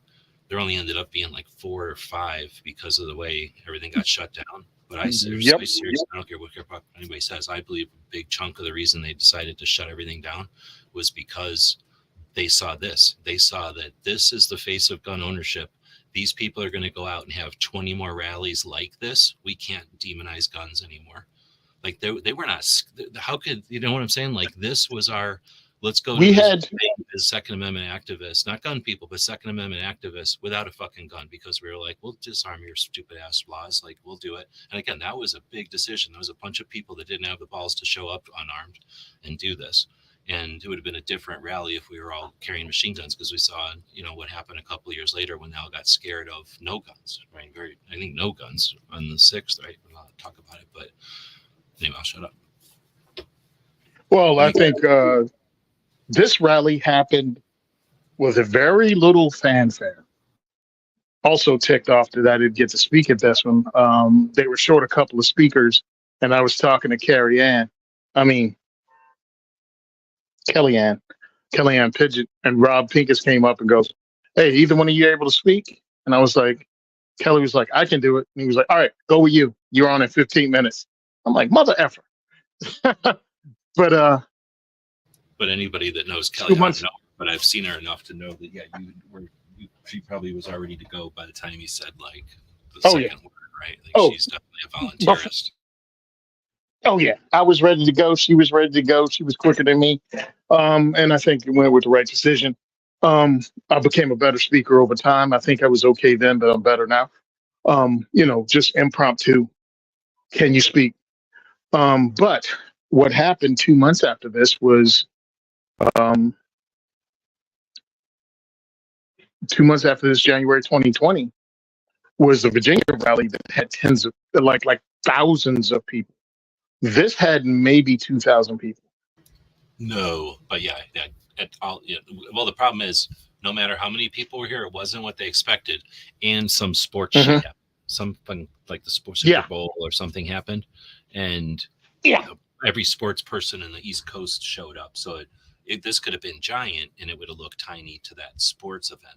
Look, it filled the entire Washington D.C. with a giant sports parade. It was insane. And we had we were across the street from World Series. World Series, okay. It was a World Series parade. Yep. Yeah, crazy. I won't say that was set up to work against us, but it worked against us. Like, a bunch of people didn't show up because they lived there, and they're like, "There's no way I'm showing up when the World Series just happened." Nope. And they were right, because it was insane. It went from being like, "Oh, look at this is pretty crowded," because none of us live in Washington D.C. We're like, "Oh yeah, this is pretty crowded," but we got here, and then it turned into like whoosh, just like a waterfall of humans coming out from everywhere. There was not a parking spot within 100 miles of D.C., and you couldn't get an Uber. It was crazy. It went from just a regular day to, well, the World Series, and what Washington D.C. won the World Series or something. It was crazy. But that's a whole other topic. I guess I was saying, I think that one of the reasons they were scared of letting everybody gather that year is because they were seeing stuff like this start to happen. And did you say the Virginia one happened just a few weeks after this, like a month and a half after this? I never put two and two together, but yeah, that was a massive rally too. I had to kick him out. He wasn't answering my questions fast enough. We might let him back in here. So New York Outcast was there. I don't know if he wants to wane on the day. It was pretty neat. So this was a photo they took sort of at the middle, at the end. Or did they take this at the beginning? I'm trying to remember now. They might have taken this at the beginning, but because you can tell by the sun that it isn't quite like it's kind of still up in the air. But because there was so many people around, unless they pushed them way back behind to take this picture, which they could have, but it looks like they're far away from the stairs. Anyway, so I don't remember when they took this picture, but I do remember that a good chunk of this lawn or whatever it's called was fenced off because they were reseeding it. You couldn't walk on it because it was just all dirt and mud anyway. And we were respectful of that. So we were all standing in the grass. But I would, before all the sports happened, I would walk away from this whole event and then to get pictures mainly, because there's a lot of places you can walk, go up a statue and then take pictures. So I was trying to get pictures of the event for just to get pictures, but also so we could count how many people were there. And I remember we did a video. I took all my still images and I counted head by head how many people were there so that we would know how many people were there. But anyway, when I did that, I would walk away from the event and kind of walk back over to it. And when I was away from the event, I might sit there for a minute to wait for a better picture or see if something happened or something, I get a better picture. And as I was away from the event, just listening, as the sports people were showing up, I got to listen to, or got to hear, I guess, overhear what people were saying about either the crowd. We didn't really have a lot of banners. There was some banners, I guess, some signs and stuff. So you could tell that we were a gun thing, but there was no guns, right? And there was no gun pictures really. And it definitely wasn't anti-gun, right? So listening to some of the conversations as people were walking by was super interesting. I just remember that being really interesting. They called everyone in for the photo. Okay. And then, anyway, I don't know what happened to Tony. So I don't know if his phone died or what. But we're watching a video here from Ken Blanchard, who essentially says, end of a gun rights career. And then said in the comments or in the, what do you call it, the description of this video, that he has taken down the Black Man with a Gun podcast that he started in 2007. So I always say it, and I'll say it again. We're not, what's the word? We're not owed anything. Nobody owes us their time or their efforts. We should thank the folks that are putting in the effort while they do, and I guess not take it for granted. Maybe is what I'm trying to say, and appreciate those folks that do the things when they do them, because they're not going to do the whole thing. They're not going to do it forever, but they are going to inspire others to jump on board and do a bit. And just like any collaborative effort, right? A bunch of us together, we each accomplish more. That's what teamwork's all about. So, you know, we each can grab on for a little while and move the thing. Ideally, instead of just the muscle, we're also relaying some of the strategy. There we go. Sorry, I had to kick you out, but you weren't answering fast enough, so I put you on timeout. Did your battery die or something? Just lost freaking what you call it, signal. Yeah. Are you in one location or are you driving? No, I'm in one location. Okay. Does your internet just drop every once in a while where you're at? Every now and again, yeah. Yeah, that's annoying. Mine will do that too. I got it faster than it ever was, but it'll still just drop for every once in a while. I imagine it's probably some kind of server resets along the way. Something. Maybe somebody crashes into a pole and it takes that long to reroute. Hold on. Let me. It's Bobby Day Gun Rights 2020, Richmond, Virginia. So it was what we were talking about before, the lobby in Richmond, Okay. Yeah. where they had the Second Amendment Day. That was Was it, January 20th. Mm-hmm. but of 20, like weeks after the 19 rally? Yep. It was Okay. weeks after the 19 rally. They tried to hype it up and try to make it seem like a bunch of white supremacists. Because my brother lives in Richmond, and this is the bull crap they were pushing. That it was just going to be a bunch of Nazis and a whole. It was just a bunch of horse crap. 22,000 people showed up, and I agree with you. I think our little thing that might have been 2,000 people with very little fanfare kicked off with a diverse group of people. And then weeks later, 22,000 showed up from all across all demographics, and they were armed. And I think that was just like, oh yeah, this cannot happen. No, dude, I didn't even think about that. Oh, I got my microphone on the wrong way. That's probably better. But no, that's a great point. And I always think, I don't ever think, I occasionally think of the 2019 rally. That's probably the most I've talked about it in a while. But now that you're mentioning that, I haven't put two and two together like that.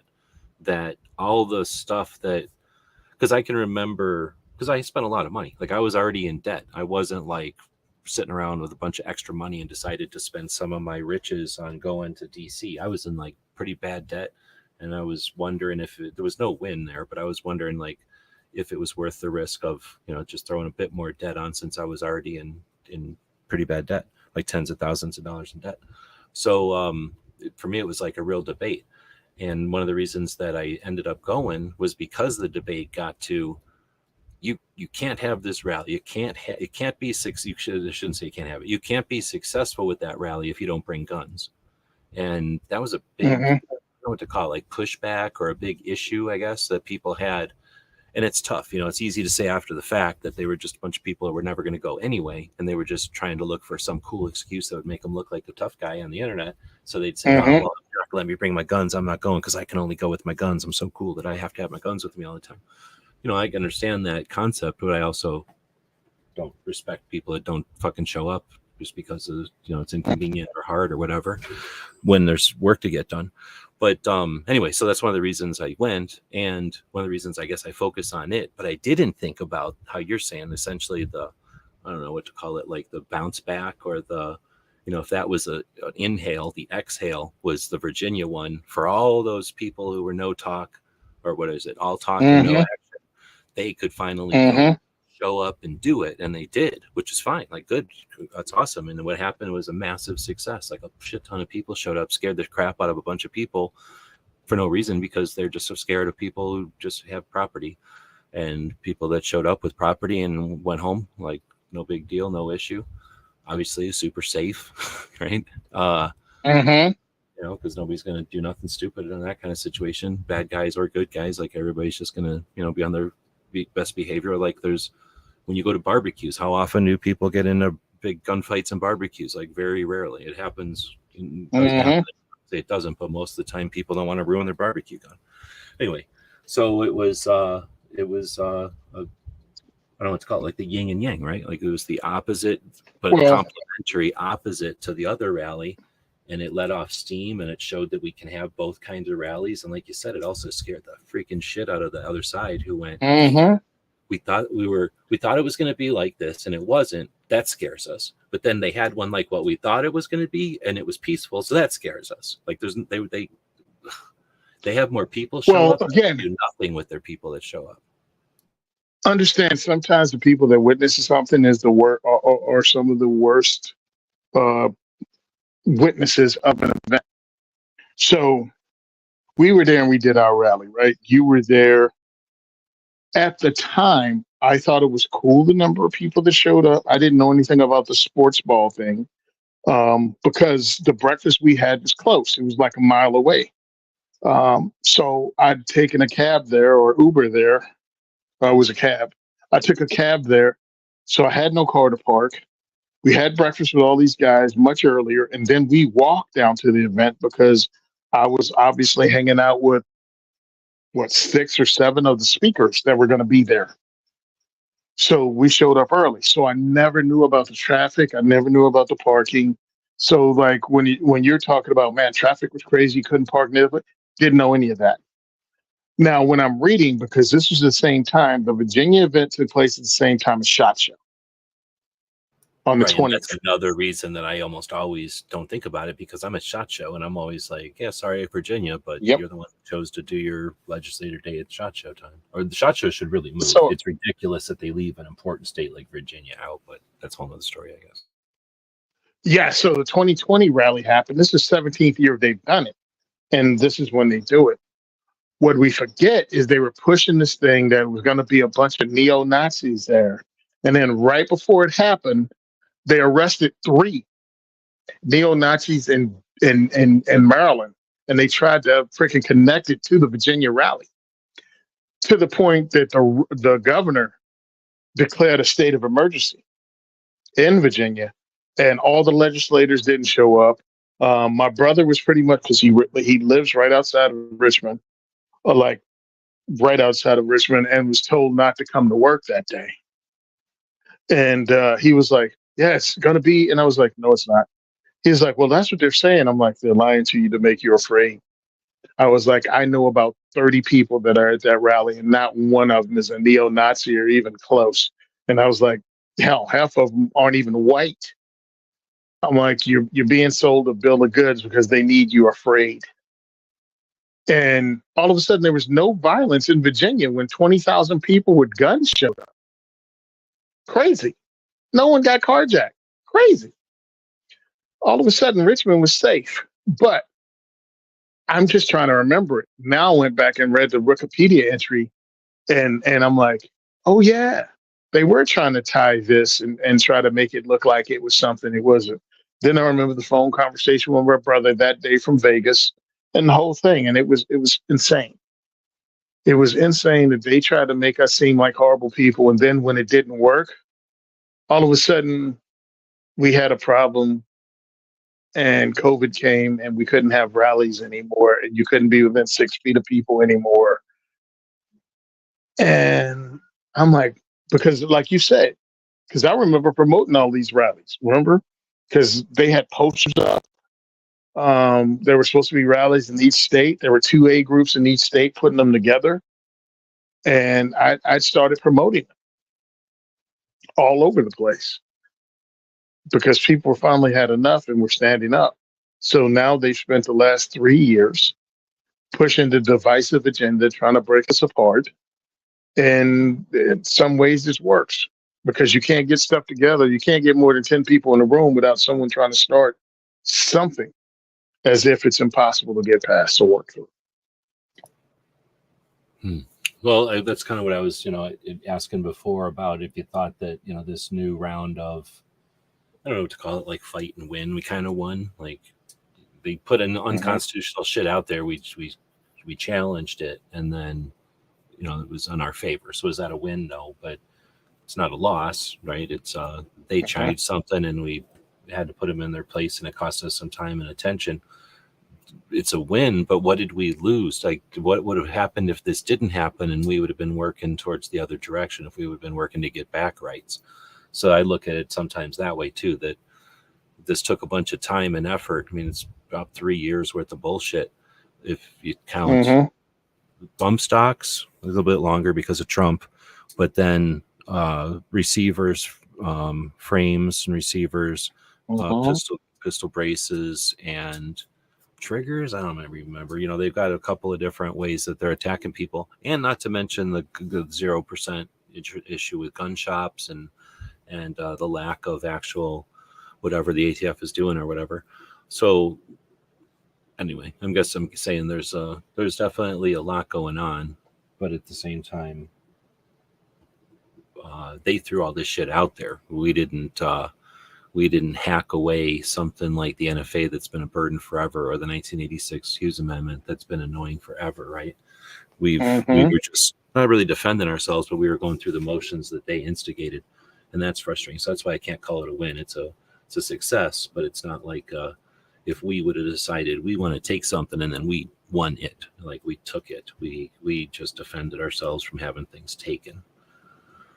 Anyway, so I guess I was getting at, we could have a whole discussion on on the evolution of that, because what I was, I guess, running around, going back to what I said before, that we've got time on the clock watching these things happen. And I'm just assuming, just because of being a content creator and having some awareness, because I actually pay attention to the audiences out there, I know that audiences change, right? And they kind of transition over time, I suppose. You know, some people come and go, and, you know, it doesn't happen like, I mean, unless you do something horrible, people don't just leave all at once. And unless you do something viral, people don't show up all at once. But, you know, there's attrition and growth and whatever, all these, you know, factors. So, you know, as a content creator over an amount of time, and anybody who's just paying attention to content over time, you realize that the people standing next to you in the audience are different. And everyone who's listening to this knows that they jumped in at one time, and you must know that you're going to stop listening at some time, right? Like at some point you're going to get sick of this and all of this, and you're going to go do something else. And that's just the tendency of the world. So I guess the people that are really playing the big game watch the trends and have some kind of insight as to what's coming, and they know just when to put the most, that's what I call the exploiters, the people that know just when to put down the right flavor of ice cream when it's summer and everybody's hot, rather than somebody who just puts down an ice cream cone every single month of the year and is happy when they make more money and is sad when they don't make money. You know, some people are just playing the game and other people are playing the game. Anyway, what am I rambling here about? I just, you know, it's an interesting thing to take a look back. We started all this, though, tying this all back. We were watching a video from Ken Blanchard, and I think I was asking you, and I think I pulled up the wrong video, because I can swear that maybe it is this one. Did you watch this video? This one is 3 minutes long, and he's mostly talking about how he's starting a new channel, but he kind of, I think, mentions the fact that he's stopping the Black Man with a Gun podcast since 2007. So see, that was what I. Okay. I started looking at that like last night, and I was like, "It's Reverend Ken Blanchard, and I'm a guitar. If you didn't know, I've been dragging a guitar around for a really long time." And I was like, "I'm gonna sleep, and I'm gonna look him up tomorrow." And I just hadn't got around to looking him up tomorrow, so that might have been it. So when he first interviewed me forever ago, and I was blown away, because he was one of the people that motivated me into Second Amendment advocacy, and even starting a podcast or starting podcasting. Like I had a lot of people that put in work, and I looked up to them as mentors or as examples, and he was one of them. And he told me, be ready to switch it up. Be ready to switch it off. Do not allow advocacy to break up your family, or break you financially. He was like, because I've been through lean times, and we were talking about it, and it was personal stuff. But I'm talking to a dude that was he with the CIA or the NSA? He was with one of the, CIA. You know, he was yeah, CIA. He was a big effing deal. He was a United States Marine. He was with the CIA. He did heavy hitter stuff. Became a reverend. He didn't forget that you still have to be able to protect yourself, and he brought that to his flock. And pretty much there are elements in his church that did not want him to be pro Second Amendment and didn't want him to teach that, and he left the church, had to get another job, went out on his own, and did his thing. So Reverend has been willing. I asked him, how do you go from being in the CIA? And at the time, he was working as a security guard, like an unarmed security guard somewhere. And I'm like, how do you go from being in the CIA to working on a dock as an unarmed security guard? And he was like, I have to feed my family. And God makes you humble if you're not. And that's when he told me, be prepared to, if this doesn't work out, be able to take care of your family first, because Second Amendment advocacy is always going to be there. There's always going to be this fight is always going to exist. And if you have to walk away to feed your family, then do so. And that stuck with me as an option, because over the years I've been doing this, and you've seen it. You've seen people come and you've seen people go.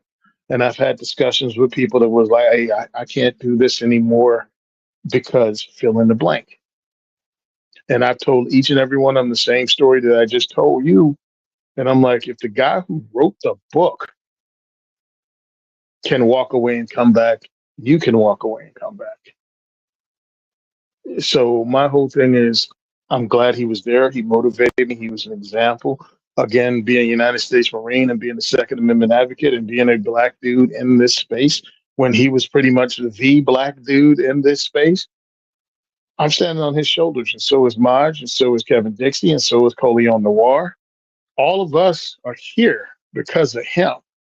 And one of the coolest things I can say is at that 2019 rally, when all of us were together, dude, you should have seen the line of young black Second Amendment advocates that were around him, telling him, because of him, we're doing what we're doing. I don't know how many times you see that in person when people come up to you and look at you like, bro, I wouldn't be here if it was because of you. Like, I would not be doing this if I didn't see that you'd already done it. You were able to do it in a classy way that doesn't make it all about race, but it is a factor. You know what I mean? Because you're trying to reach an audience and you're trying to talk to people that look like us. And we're here to tell you, not only did we hear you, we want to emulate you and take it to the next level. So I was glad I'm able to actually talk to him like that. And he's contacted me after that, like personally. And it's one of the coolest things ever to not fanboy out to somebody as humble as him. You know what I mean? It's like talking to Reverend Ken Blanchard. Like, this is so effing cool. Mm-hmm. And I'm just trying to think, like, you know, as I think it was Chris was saying something. You commented on Chris's post. Kristen had posted something, and you know, he's growing. He's not viral growing. He's growing because he's doing good stuff, and people are like word of mouth type of actual growth, like the kind of healthy growth you expect a channel to do when you're doing everything right. So, you know, creating content that people want to see and focusing on and doing it regularly and all that. So, you know, so he's experiencing growth. And the problem is when you like, because it's different when you get viral growth where you go from like 0 to 1 million subs. You don't have any time to see that. You go from light to dark. You go from night to day, right? Like it's black and white, like boom, boom, off and on. When you have a time to experience the growth, then everything I've kind of been mentioning here, plus way more people. So just the people that come and go over time, you know, like some people who are your most supportive what do you call like audience, like the, you know, friends out there, people that you can count on to be there to leave a comment or to make a question or stuff, like the people that you're probably thinking of when you're talking into the microphone, like they're the people you envision on the other side of the microphone or the other side of the table. That goes away when you get to, I don't know, it's going to be different for everybody, I suppose. Let's say 1,000 people, 10,000 subs, 30,000 subs, somewhere in there, you start to get people who just are, you know, coming at it from more than just appreciating what you're doing. Like now they're just passersby and they got nothing else to do, or maybe they're sadists or something. I don't know what to call people that just break shit to break shit. You know, you're just going to encounter way more people because those people might only be one in every 30,000, but as soon as you get to 60 or 90,000, you got 3 of them. Right now you've got 30 of them, and in some level of them, maybe you got 300 of those, and maybe there's 3 of them that are bad, but there's 300 of them that'll go, yeah, do it, ha ha ha, you know. And now, you know, you just get the random graffiti tagger, and then enough people that appreciate it that never pull it down. Anyway, so you know, you just you're running. I'm trying to describe so many different things that'll happen as you experience a growth in audience. Anyway, Chris kind of lashed out, like got frustrated or something.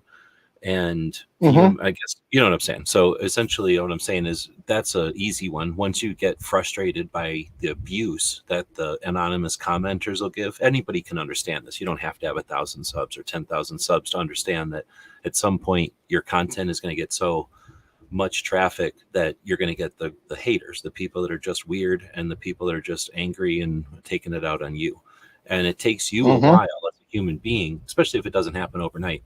It takes you a while to figure out, those people aren't mad at me. Those people are mad at themselves, or those people had a bad day and this is their way of like this is, they think they're funny. Or maybe you figure out like, oh, they're making money with this. Like every time I engage them, their channel goes up and they're making a shit ton of money by just going around and being a dick. So anyway, so it takes a while to kind of get used to all that. And just like anything, what I experienced 10 years ago going through that phase is going to be different from somebody today going through that phase. And the phase is probably different. It's different humans and all that kind of stuff. So that being said, can you imagine what it's like for Reverend Ken Blanchard? I keep saying Reverend.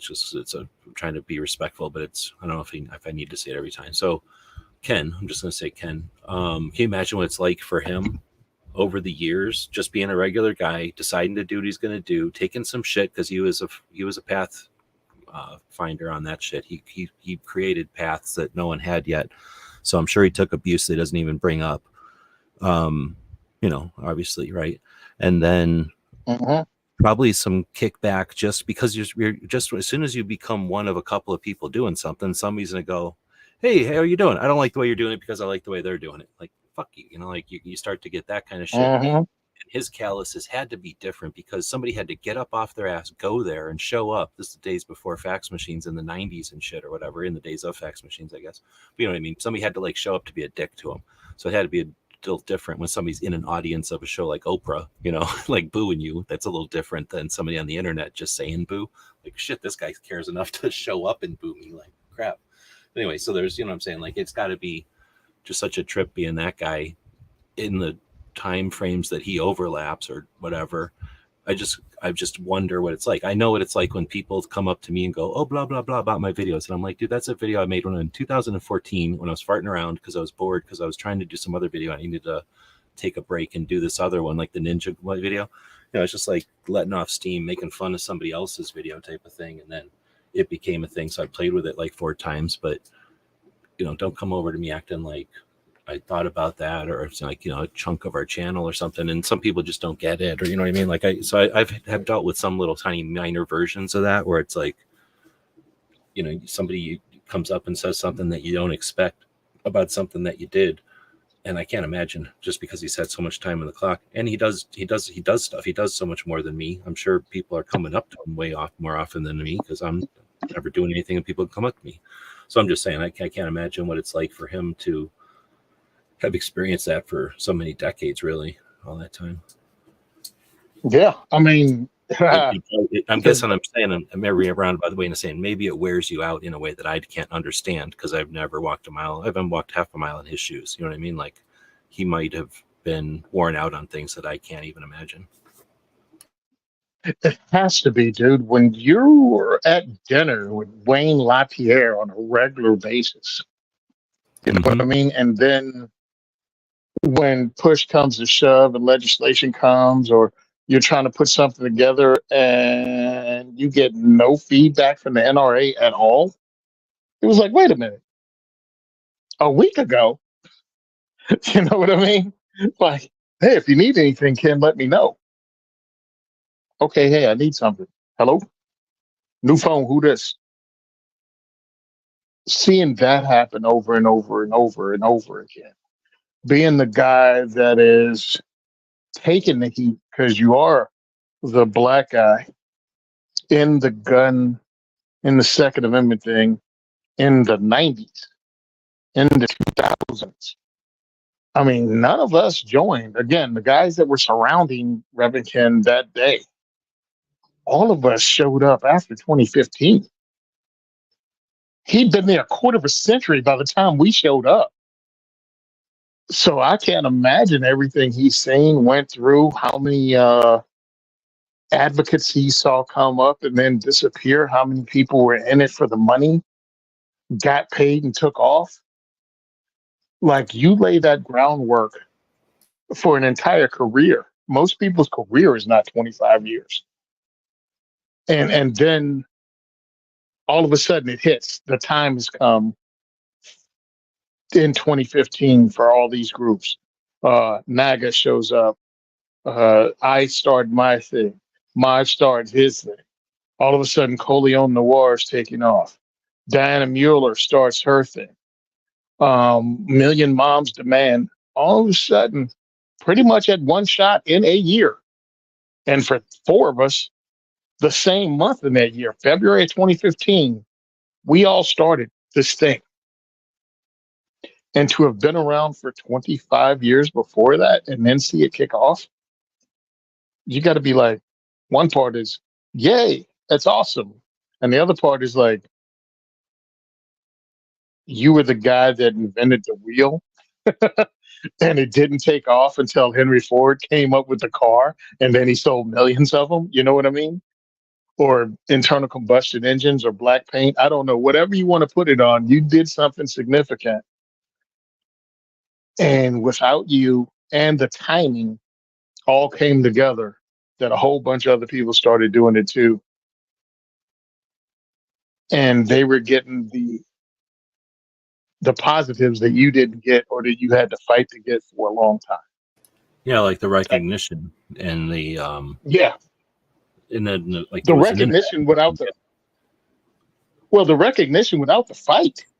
I don't want to say that. You know what I I mean? hear what you're saying, because I don't even want to put that on Ken, because I can't see Ken giving the shit there. I think that he had to do it in the time of fax machines, and he wrote a book. And as you were saying, that I didn't want to interrupt, but I'm guessing most of the advocacy, quote unquote, was like Paxton Quigley, Black Man with a Gun. Mhm. She wrote something like Girl with a Gunner. I forgot what her name of her book was off the top of my head, but she wrote a book about armed and female or something like that. Then there was I can't think of the name of the lady who became a legislator in Texas from Luby's Cafeteria. Yeah. I know who you're talking about. I She just ended can't up figure writing it a out. book. But she wrote a book too, because this was, again, you had to be on Oprah, you had to be on Maury Povich or something, and then you write a book, and that was it. There was you could be in the newspaper or something, but there was no other media, right? They weren't going to make a movie about you, and you might get on a radio show once in a while, but that's about the only way you could get the word out. So I'm guessing that the advocacy, quote unquote, was, let's bring Ken on as the token gun guy or the token black guy or the token military guy for whatever the topic of the day was, right? Like, hey, something happened. Probably, I mean, I can't even imagine.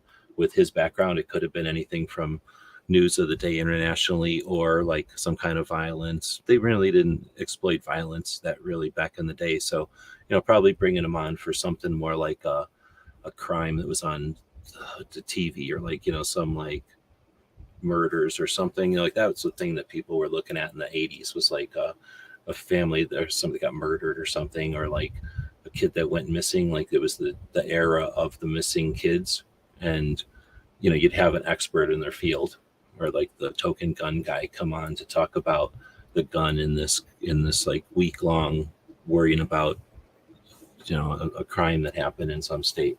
So I'm guessing a lot of his advocacy was, you come on as the author of this book and talk to us about whatever we need to hear about for 5 or 10 minutes, and then you're out of here. And he probably had a lot of interactions and paid dues. I don't know what to call it. Like, I'm going to say paying dues, but, like had to fight in that way, because that was the way you had to fight back then. And I don't think he's unaware that when you all came around in 15, that it was the internet. It was different. And it was a different type of fight. Just like, I don't think anybody in World War II would be like, you fuckers are using M16s. Like, you got it easy. They'd say that to us. They would, but they wouldn't hold it against us in reality. You know what I mean? They'd give a shit about it, but they'd understand that you have to fight with the weapons of the day.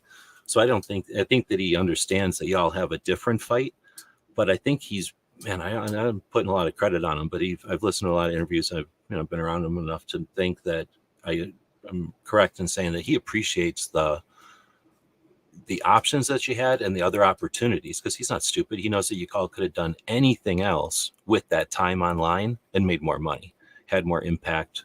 I don't know, selling soap, selling beard creams, right? Like selling eyeglass liquids or selling hat care crap, whatever, some topic that somebody needed or didn't know they needed or whatever, some product somebody didn't know they needed, get rich quick or business, all the different things you can do online that are more lucrative. So I think he would have gave credit to y'all for putting focus on 2A as opposed to giving you shit that it was so much easier for you. Because the thing is, he also had to be aware that what he inspired, and I don't know how much he acknowledges that part, because I'm sure he's humble, right? But he did inspire a bunch of stuff by leading the way.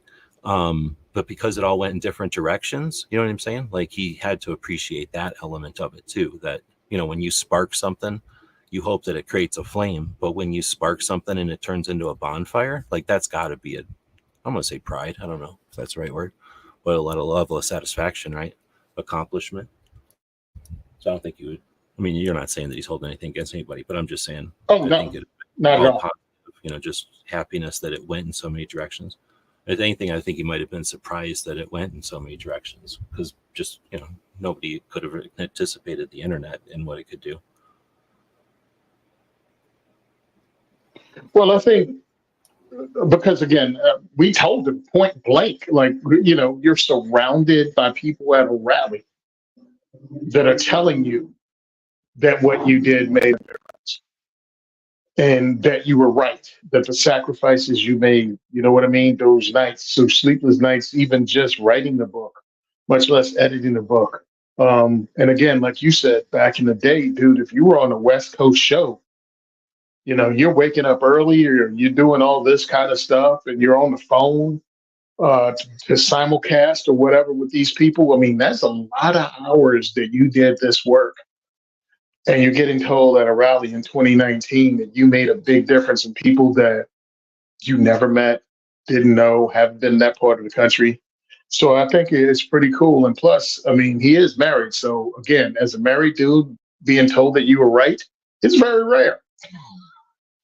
So I think it was just something cool, man, that we were able to tell him this. And I think a lot of people do stuff that we feel maybe I'm doing this because I have to, or the calling, or it's my job.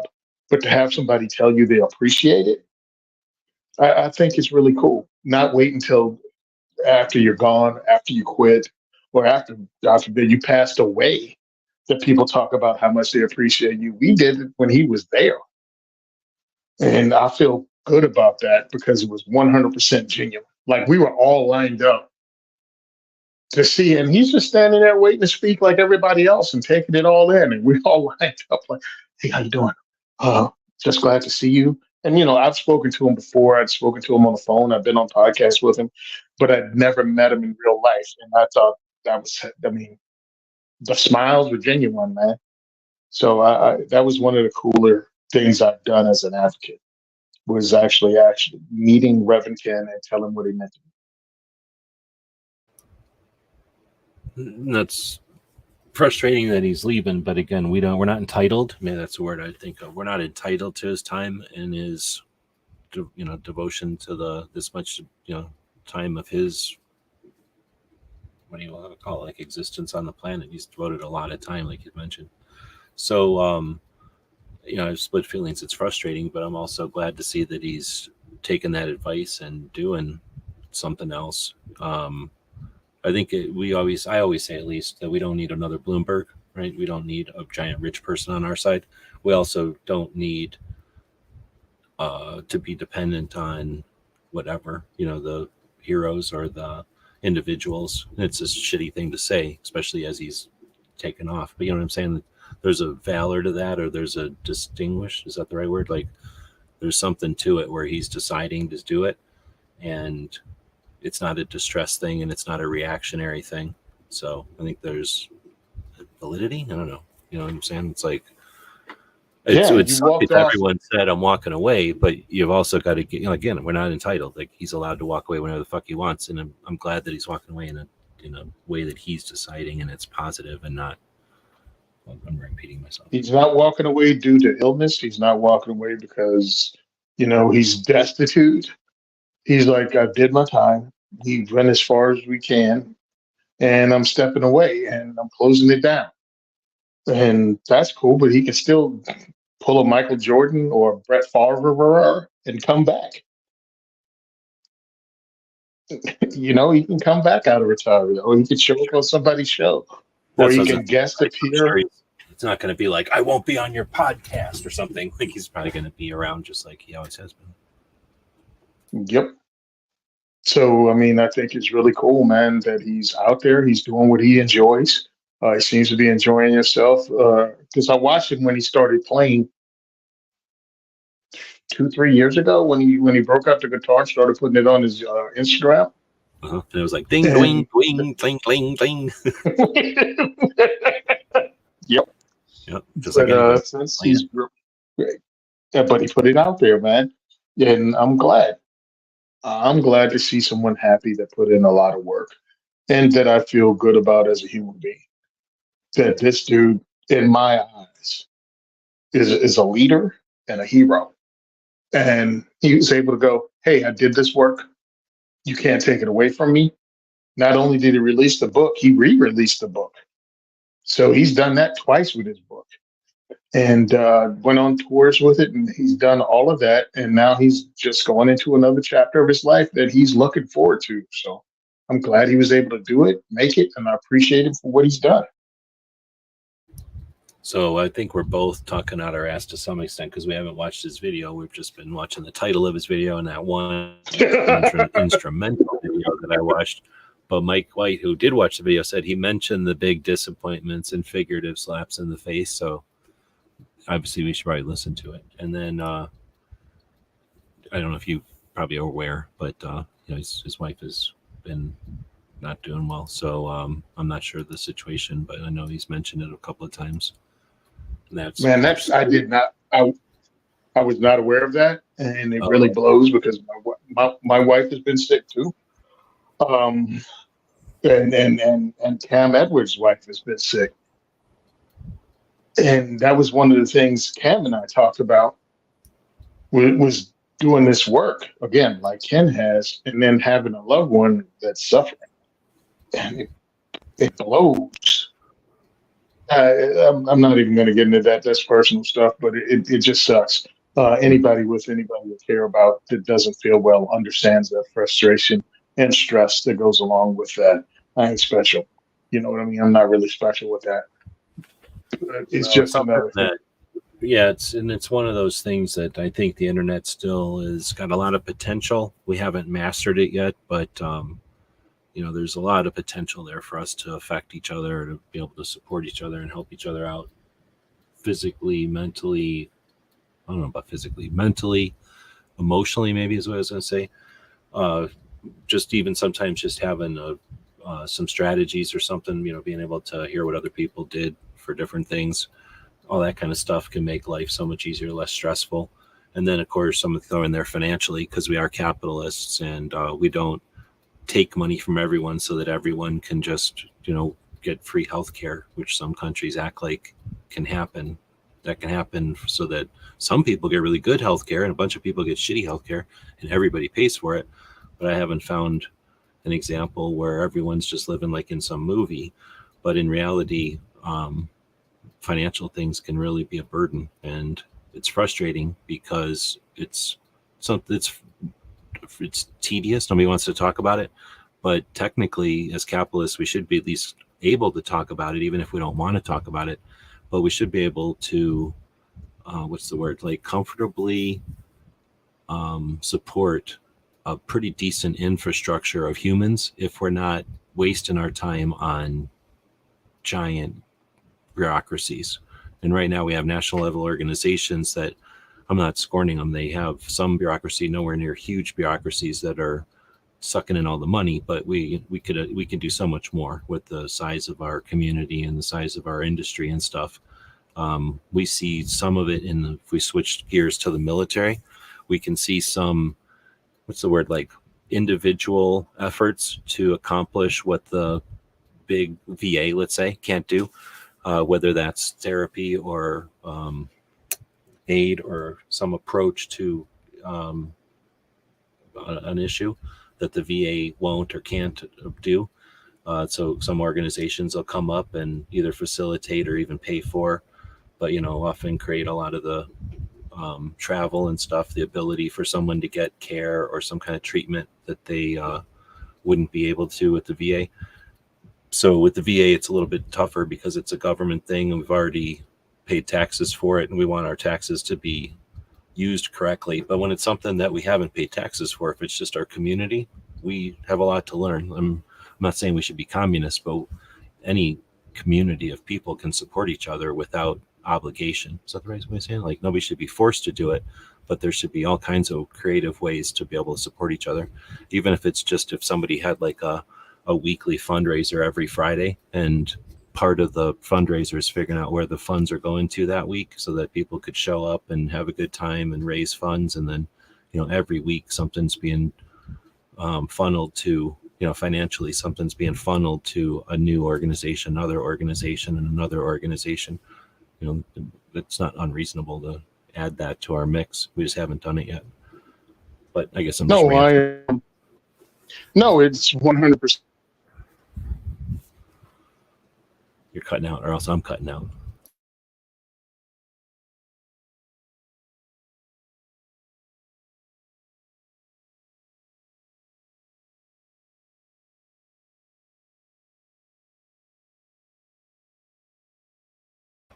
Okay, I'm not hearing anything, so I don't know if it's me or you.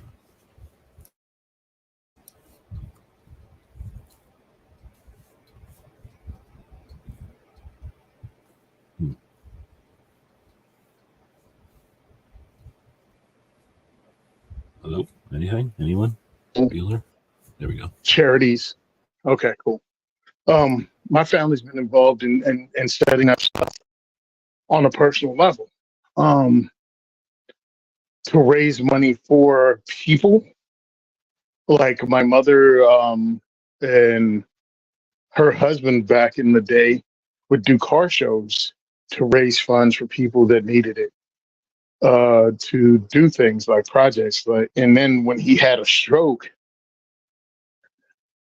those same people came together to do a car show at my mom's place, and it funded building a ramp and funded his wheelchair. But they'd already established themselves as people that helps others and raise funds to do that for others. So when they needed it, it was already there. You know what I mean? Car show / fish fry / whatever. They put it together as fundraisers when he went down, and it helped take care of a lot of stuff that would have been impossible prior to that. And also they were able to help other family members that had gone through other health problems too. Dude, when you say fish fries, that's how I think I was, all that stuff I was saying, I was remembering fog, like in a fog, but you cleared it up there. Back in the day, yeah, that's the thing. We'd go somewhere on a weekend and whatever, everybody throw like whatever the time was, $5, $10, it was probably like $20 back then. But some significant, not significant to the individual, but something that, with 1,000 people, it turns into some real money. And that's what they would do, is like what you just said, like help people do something, get something accomplished. And there's a sense, what does that do to the community? You know what I mean? Once the community knows that it builds every week, like every week it's accomplishing something as a community. That's what some of those civic organizations are, right? What are they all called anymore? But like Shriners, is that one? But the Moose and the Elks, those kind of groups, like those people just got together to create community service. Like it's an excuse to do community service projects. I think they were like, I don't know. I don't really know. I'm assuming they didn't want to be religious, like because churches do this too, but you're not allowed to talk about churches doing good work. You're only supposed to be mean to churches, but right, like civic organizations, I'm pretty sure that's what they exist for. At least that's what I remember them accomplishing. So anyway, yeah, we could have that in the community easily enough. It'd be neat. I always talk a lot of shit, but I've been financially crippled here for a couple of years due to my own dumbassness. But once I'm coming out of that, we'll see what we can accomplish, getting things going towards those realms. But all that being said, we kind of started on that because we were talking about personal business, so we probably shouldn't be. But anything else about Ken and his, I think you brought up some great points there, that it's just a closing of a chapter. It's not a closing of the book. Nope. So he'll be doing something else. And if you follow him on any of the social media, hey, follow him. If you like what he's doing, tell him you like what he's doing. If you don't like what he's doing, keep it to your damn self. Nobody needs to hear that.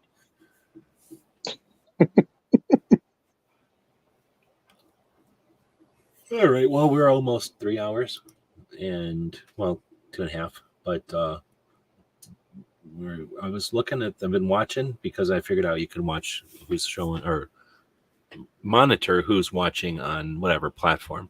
So for whatever reason, I still run this on 2 YouTube channels. I don't know why. I probably should waste my time doing that. But so just it's essentially same amount of people watching on YouTube as on X. So last week it was like 3-1 watching on X. I don't know, whatever reason they're not watching this week. So I'll keep continuing to monitor, but I do know that you can leave comments on X. So if you haven't left comments over there, you can be part of the show. And when you leave a comment, we're using StreamYard, and that only matters because when we use StreamYard, your comment will show up over here, and I can show it up on the screen like this. So you can be literally part of the show by commenting, and that lets us bring it up visually here. And most of the time when we bring something up, we're also going to talk about it, obviously. It doesn't cost nothing. It's just a matter of using the what is it called, X, in a different window, essentially. Because I know you can just watch this, but if you click on it, for me on my computer, at least over on the right, there's a indicator that tells you when people are live. When I click on that, that's where it lets me interact. If I just watch it in my feed, it'll just let me comment on it, but it's not a live comment. It's just a comment in my feed type of thing. And I don't know if that's a issue or if it's a bug or if it's deliberate, but at this point I'm just wondering if it's a habit thing that people are so used to just scrolling Instagram, or what am I saying, Twitter, that they're not used to watching stuff live, so they're not used to commenting, or if it's literally just tedious. Like I don't want to have to click over there and click over there and then click over and then not be in my feed anymore. Like I could see that being annoying if you're used to your just scrolling with your thumb, But anyway, we're not getting many comments from from X, but you are able, and you're welcome to. I guess I'll shut up and let Tony talk about you got a new diversity shoot coming up, or the next diversity shoot coming up. I have the next diversity shoot coming up this week on the 20th. Son of a biscuit. And I got an appointment on the 19th. So I guess I'm taking 2 days off this week. I have an appointment on the 19th. Thank goodness I just thought of it. With We Shoot in Lakewood, New Jersey, to set up 3 dates. We already have the dates picked out. We're going to take some photos. We're going to have some discussions. We Shoot is stepping up. We're going to have some competitions using a gun of the event. So they actually going to have a Ross Martin 9mm pistol at this event. And we're going to have some shooting competitions with it just for the attendees. And they're going to win some prizes there. We're going to put all that together this week because we're kicking that off in July. It's going to be our first event at We Shoot in Lakewood, New Jersey. So if you want to see what we're doing and where we're going, please go to diversityshoot.com. That's our schedule and our link to our Eventbrite, where I sell tickets. So if you follow me on Tony Simon at Eventbrite, you will get notified through the 170 something followers we have and emails I send out every day for these events. So I can't wait to see you. If you want to support us, we are on Patreon. We're on PayPal. Visit diversityshoot.com and look for the ways you can actually help us out. And if you want, you can contact me at tony@diversityshoot.com if you want to send ammo, if you want to send swag items, if you want to see giveaway items. One of the cooler things you can do, since it's Father's Day, and if you want to help, go to one of the knife companies that we support or that support us, pick up something in about the $20 to $30 range that's a decent knife, and we'll raffle it off at our events. Because I'd hate to give away a more expensive knife as an event and not have the knife people win it. You know what I mean? So like a $20 or $30 knife is okay. They can re-gift it if they want, or they can stick it in their kitchen drawer, in their junk drawer in the kitchen, and maybe they'll use it one day. But it gives us something to raffle off, and that helps raise funds to pay for the pizzas that we order for the event. So if you want to help us out, diversityshoot.com. You can visit me on SimonSaysTrain on Instagram. Second, the number 2, second for everyone on X. SimonSaysTrain on Facebook. The second is for everyone on Facebook, and Tony Simon on Facebook. So ways to contact me.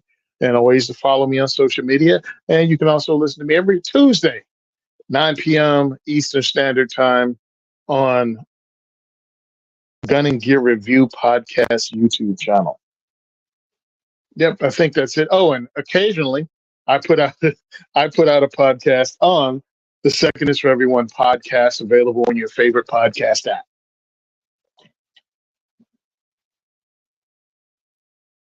I didn't want to interrupt you in there, but you were saying that. No, I'm trying to remember. I was typing when I should have been New place? typing. No, the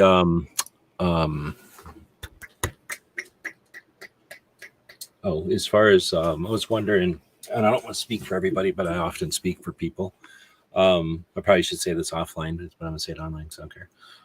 What about like gun food? If they made I don't know what to call it, maybe like a coupon code, but that coupon code, maybe it would be a coupon code, but maybe it's a coupon code that sends it to you. So let's say somebody would go to Gun Food and buy a case of 9mm, tag it for diversity shoot, and it just gets sent to you. You know what I mean? So that way nobody has to buy it and then send it to you, because that would be outrageously expensive to ship. But then that could just be a thing that people do at gun shops or something, like, oh, I want to buy this for diversity shoot, just send it to Tony. I mean, it'd be tougher with guns, obviously, but with ammo and stuff, is that an issue with New Jersey? No, it shouldn't be, because it's drop shipped from an ammo manufacturer. I mean, not manufacturer, but a distributor, so it shouldn't be much of a problem. You can't get hollow points, but essentially, if you were buying it from a company, they know what can and can't be sent to New Jersey, right? Actually, I can't get hollow points, but I don't need anyone to send me hollow points. It's really not even a point. You know what I mean? Yeah. We can have hollow points. Usually, it's just the rules are ridiculous. So don't even ask, because it'll make your head hurt and make you want to punch matches. But that's something to think about. Patrick would probably be open to that. I'd have to find out, though. Yeah, and like I say, I don't know if it's easy or not. It just seems like, oh, that would be a good match, right? Like, be able to go to an ammo place and say, I'd like to donate to Diversity Shoot, but instead of, because even if they sent you the money, then there's going to be a credit card fee somewhere, transfer fee or something. So that's a couple of $3. Process it. $3 on 100, let's say. So, it's a couple of bucks if they send you 20, or it's $1 or $2, $1 and plus, and that can just add up. When you think about it, what are you going to do with it? You're going to buy ammo. Well, what if I just buy the ammo and ship it to you? Anyway, I just was thinking of that off the top of my head.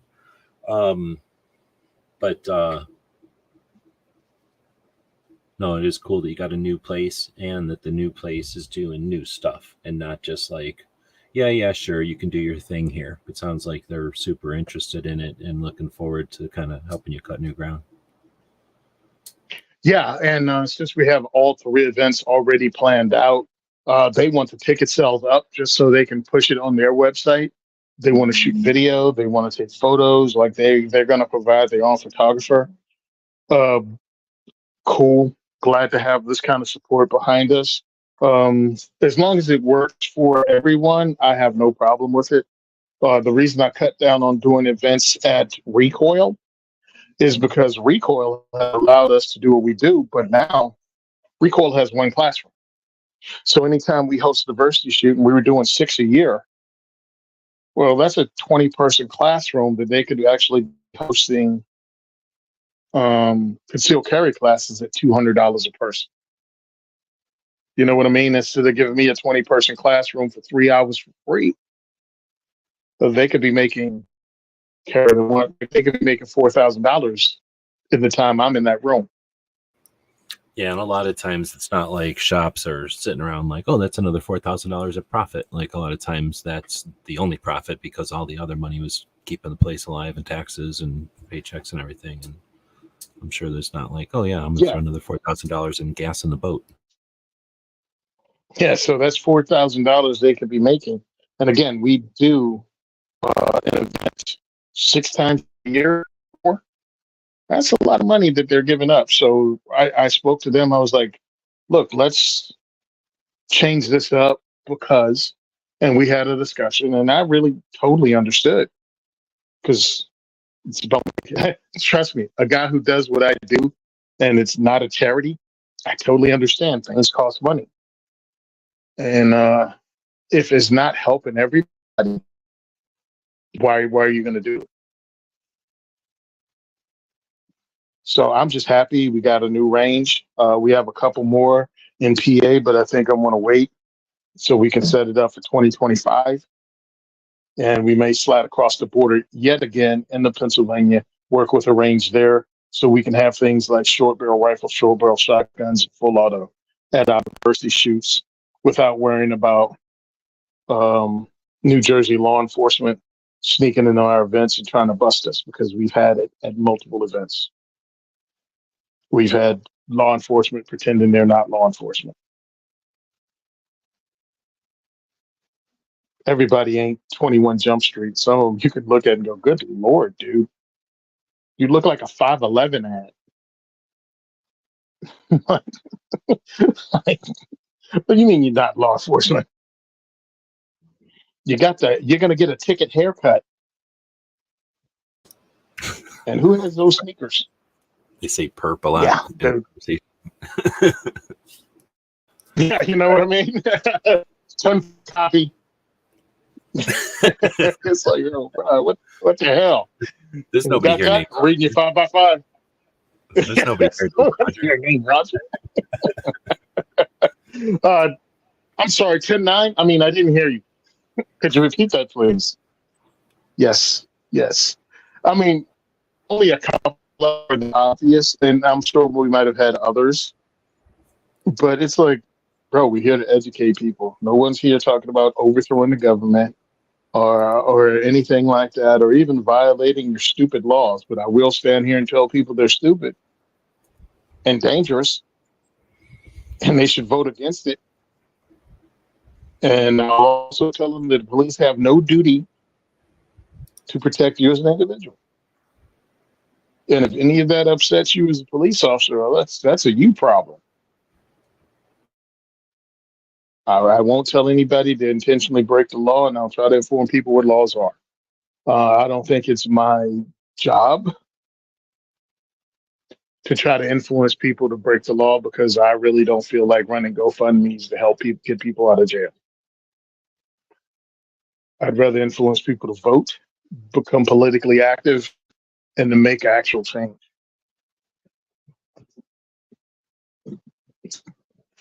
All right. Well, we could keep going, but we would keep going. Time to go. So, yeah, I'm going to pull the plug just so that we keep it a concise 3-hour show. This is 2 weeks in a row that we let it go long. But every once in a while, I'm super busy and I got to cut it quick, or Tony's doing something and we cut it quick. So these are your bonus episodes. It's like a real cake. Like you go to a factory. You get one of them factory cakes. Every slice is perfect. Every slice is the same size. It's really good for communism. But sometimes you want a big slice of cake. Other times you just want a little slice of cake. That's what we offer. And we do it classic. Yep. We wipe the knife off each time, so each piece of cake looks all sweet, like if a robot cut it. But we're doing it. It's handmade. Handmade. Nice. Speaking of cake. Go ahead. Speaking of cake, funniest thing I ever saw, a multi-layered chocolate cake, with the 10 layers. Someone called it goth lasagna. Thought it was hilarious. I'm like, I just found a new name for chocolate cake. That is really good. That's one of my favorite cakes, period, is when they give you all that excuse to have extra frosting on there. There's Instagram channel. I haven't done it in a while, but for a while there I was looking at a lot of food stuff on Instagram, and or at least Instagram was feeding me a bunch of food pictures, and I was looking at them. And there's I can't remember the name of it, but there's a name for that kind of chocolate cake in Europe somewhere, because they keep showing me this bakery in Europe, and they'd be like, hey, somebody ordered a slice, and it's incredibly big. It's like a foot deep of those slices or whatever, and they were showing all the makings of it. And yeah, I'm like, dang, that would be, you only eat like a little tiny sliver slice, but it's of this giant cake, it's like massive, like a giant wedding cake, and they sell you like a little slice, but that slice is probably equivalent of like 3 slices over here. Anyway, but it's that. Yeah. So if anybody can help a brother out, I'm trying to figure out how to get paid. I just went past 24 million views Nice. on freaking Google of my food reviews. So if anybody can figure out how I can turn this into, look, and I'm not asking for much, just a penny a view. Seriously, what would that be? That would be nice. I don't even know because the math hurts my head, but I'm thinking like $240,000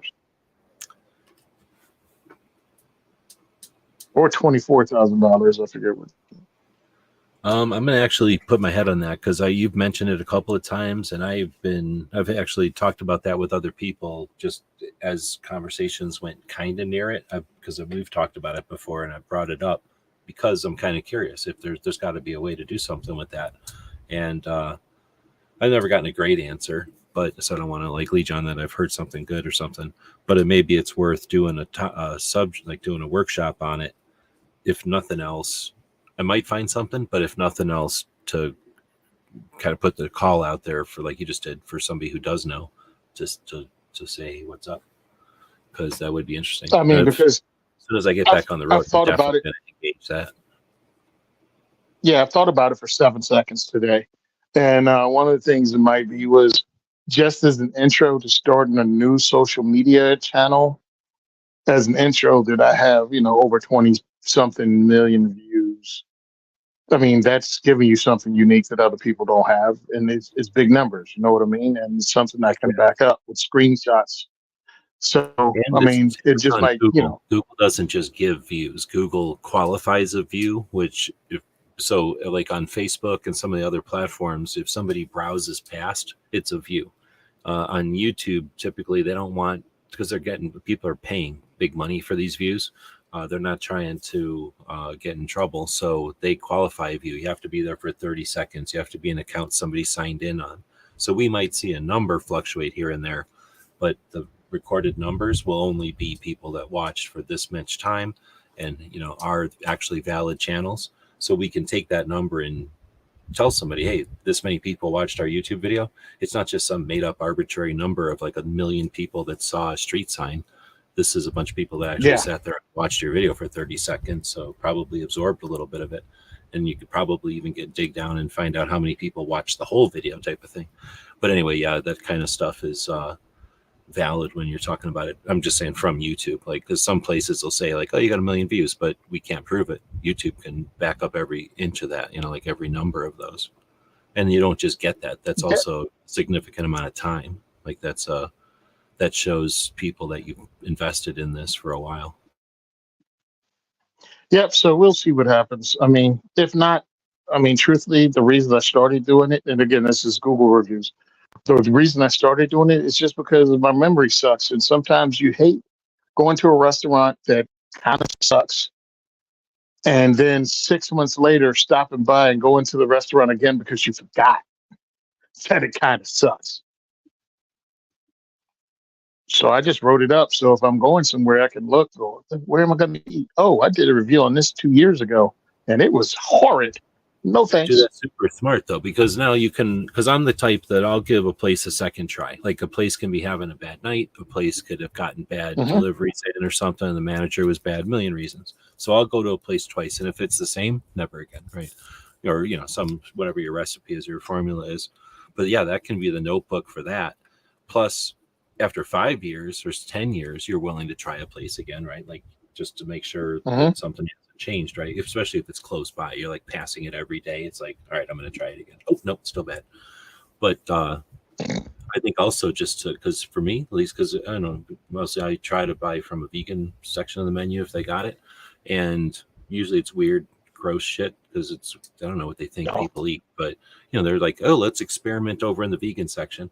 So it's some kind of weird beans and things. So anyway, I don't always remember. So my goal isn't to eat weird things, but sometimes I have to if I want to eat that way. So anyway, I would say one of the reasons I have my list is exactly that. I'll keep track of what I ate with a picture or two.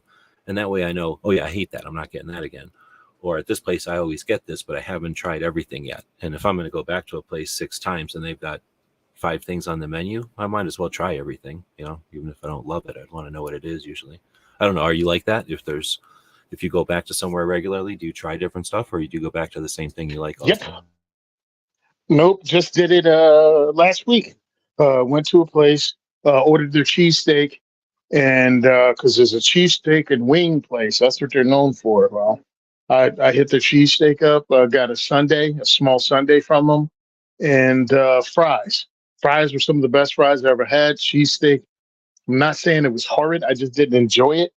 Um, so I made sure I went back this week because I was near that place again, and I tried a different chicken cheesesteak, and I tried their wings out. Wings were delicious, and again, cheesesteak kind of failed. So I'm thinking, What's New Jersey cheesesteak? Is that Cheese Whiz? this particular one was provolone. The Okay. chicken was provolone, Okay. and they have the classic. They have different types of steaks, cheesesteak, and some of them are with whiz, some of them with provolone. However the heck you want to make it, but the two I've had were weak, really weak. But they're small, is decent size, and if you enjoy it, you enjoy it. I didn't enjoy either one of them. I won't eat those again, but I will definitely have their wings. I had Korean barbecue and was it mango habanero? They have a 10-piece, and I got two and two, and they were delicious. And the fries were great, and the sundaes were off the hook.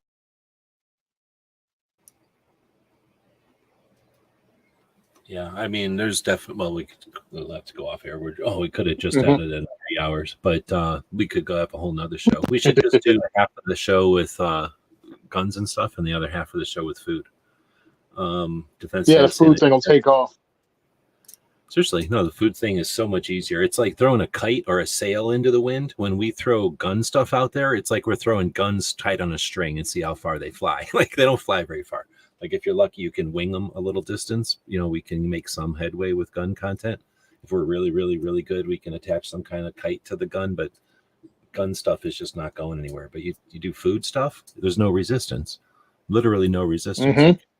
And you can do shit like if you did a barbecue channel, you talk about vegan stuff once in a while, and vice versa. If you do a vegan thing, you talk about barbecue stuff once in a while, and it gets that just a little bit of bullshit controversy, that nonsense controversy that will give it the views. And there's like literally recipes you could just play on that, or somebody that likes whatever steak or something, and you have somebody that, or hamburgers and hot dogs, something like that. Just two opposing things that you could just.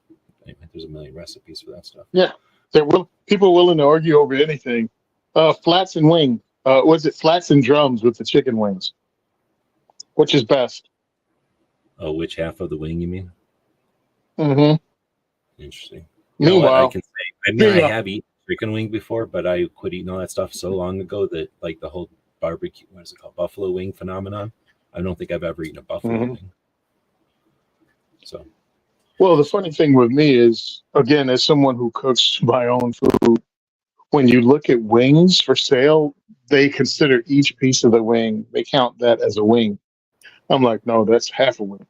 Yeah, back in my day, that's what I'm Like- saying. Like, I was just called it wing. Like Kentucky Fried Chicken somehow got 5 pieces out of a chicken because they did that weird piece. But everybody else, you get 4 pieces out of a chicken, right? Like churches or whatever, there was like 4 pieces: leg, wing, breast, or thigh. And that was it. And you got that quarter of the chicken essentially, right? And nowadays, I don't even know what they do, but yeah, it's weird that they're going to chop a wing in half. But back in the day, chickens were different than they are. I bet you wings are way bigger than they used to be. I'm just assuming. Like, if you could go back to Churches or Popeyes or something back in '89 when I quit eating that shit, and I almost never ate fried chicken. I didn't never like fried chicken. They had to make me eat that, so I never liked eating birds. But I'm just saying, I don't know. Can you remember back then? But I bet you the chickens were smaller back then. That's all I'm saying. I think they were just like a different breed or whatever they call it. They made chickens bigger. For like nuggets and stuff, they've made chickens more white meat, and they look all different. They look all like a big fat chicken, essentially, like a big puffy chicken. Yeah, they look weird now compared to the it's like chicken that the chicken from the cartoons and stuff. Oh yeah, the chicken you have in your head does not look like the chicken they breed. So I'm guessing they look like big muscular chickens with like big wings, right? I'm assuming. Well, I think they're big at an earlier age. Well, that's They're for sure. big at an earlier age. That way they roll them out. Roll them in, roll them out. Their meat. Next. Oh, all right. Let's get off this show, man. Yeah. So, ranch or blue cheese for wings, and why are you a commie? Blue cheese. I'm an adult. Blue cheese. I'm an adult. I've never enjoyed ranch ever. There wasn't a thing back in the day. I think I can remember when that ranch dressing first came out, but even back then I would be like, I could have the same thing with cheese in it or the one that doesn't have any cheese in it, and it tastes almost exactly the same. Like, I'll take the blue cheese, please. Yeah, because blue cheese actually have taste. Yeah. Although, I mean, I've seen some tangy ranches. I've had some tangy ranches, but anyway, so yeah, that's the ketchup of condiments for wings, I'm guessing. Like, nobody dips a wing in ketchup, right? Yeah, not if they're going to eat with me. It is fun because food can be fun. One of my guys, we went out to eat, and I took him to this hot dog place that specialized in hot dogs. And it's like they sit in the back and invent ways of serving a hot dog and then give it a name. You know what I mean? So it's a lot of fun. I take one of my guys there. Now, again, they have every combination you can think of. Dom orders, yeah, just like a plain dog, please, with honey mustard. Yo, you think somebody kicked the record player, yo. This place has hot dogs with pork and beans on it and coleslaw. And Dom ordered a plain hot dog with honey mustard, and everybody just stopped and looked at him like, what kind of weird ass shit is that? And the lady said, you meant to say honey mustard? He was like, yeah, honey mustard. So we all go outside, and of course we're coworkers. So we're busting his balls relentlessly. Like, who the hell eats a hot dog with honey mustard, bro? Who hurt you, dog? It was great. I'm like, you're at a place where they invent hot dog stuff, and I don't think anyone ever has ordered this before and never will again. And he just sit there with honey mustard smeared over his hot dog and enjoyed himself. With us staring at him like he was. What? When you eat a hot dog, do you like when they're on a grill, like they roll them around on a grill, or like when they boil them in water, like a sausage? I think these were boiled. The ones that he ordered were boiled in water. The ones I ordered were fried. Oh, okay. So if you eat, because they cook them different ways too. Right, exactly. Have you eaten them where they take chopsticks and lay it down next to the hot dog, and they chop the shit out of it, but it doesn't go all the way through because of the chopsticks, and then they change the angle a little bit and chop the shit out of it, and it comes out kind of like I don't know, but it opens up like. So I've done that myself. I've done that myself in the air fryer because it gives you all the crispy edges. Yeah, see, I'd never ate that before, but if I was going to eat a sausage, I'd fucking want to try that because nobody ever did that back in the 80s. So that seems like that would be fun to eat. I'm not a big fan. Yeah, so I decided to try that. Yeah, I just had to try to do that on my own because it's kind of like, when you eat brownies and a lot of people want the edge of the corner of the brownies from the pan because that's the crispy. They like the crispy brownie. Yeah, it's chewy and it's And like a gross cake. Yeah. Yeah, so somebody actually invented a pan that had nothing but crispy edges. The whole thing was just edges. It was just small blocks, almost like doing it in the old school ice tray. Keeping it thin and making brownies in like the old school. Remember the metal ice trays? Sure. So that was pretty much what they came up with. So every brownie was like maybe 2 inches by 2 inches. And they didn't fill it. You just yank on the thing and it comes out of the center, then like the ice cream. Yep, and there you are with all these pretty much brownie edges and not a bunch of thick, moist cake.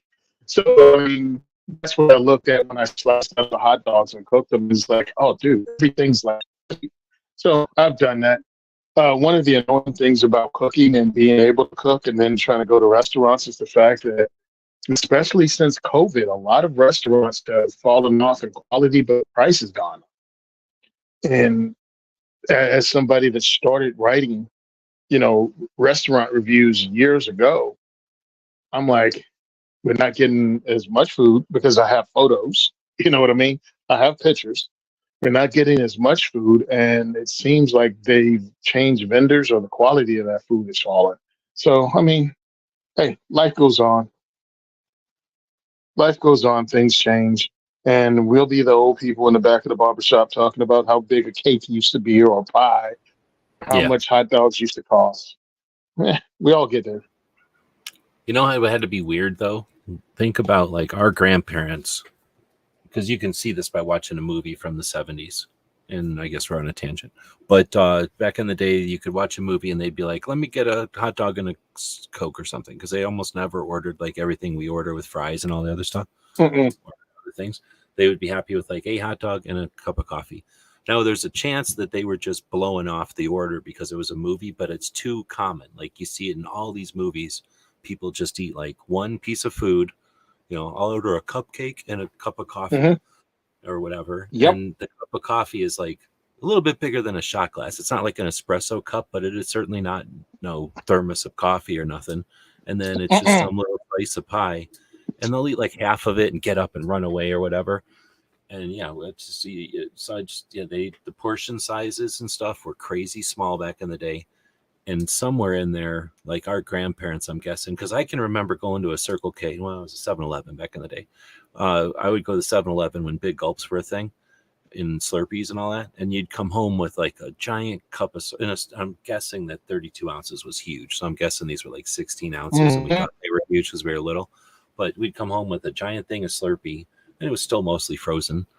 And to my grandparents or whatever, who were probably getting dime candy, that had to be like the whole family's going to eat out of that on a Sunday or something. Like, what do you mean that one kid's eating? That's why I'm super fat. It's because growing up eating like the 16 ounces of sugar like that. I don't know, 3 times a Saturday or 4 times, however many times I could waddle over and grab another one from the Circle K. Because back in the day, you could just look around for coins, right? And then I keep saying Circle K. They didn't have Circle Ks back then. They had sort of 7-Elevens, but the convenience store on the corner. 7-Elevens, yeah.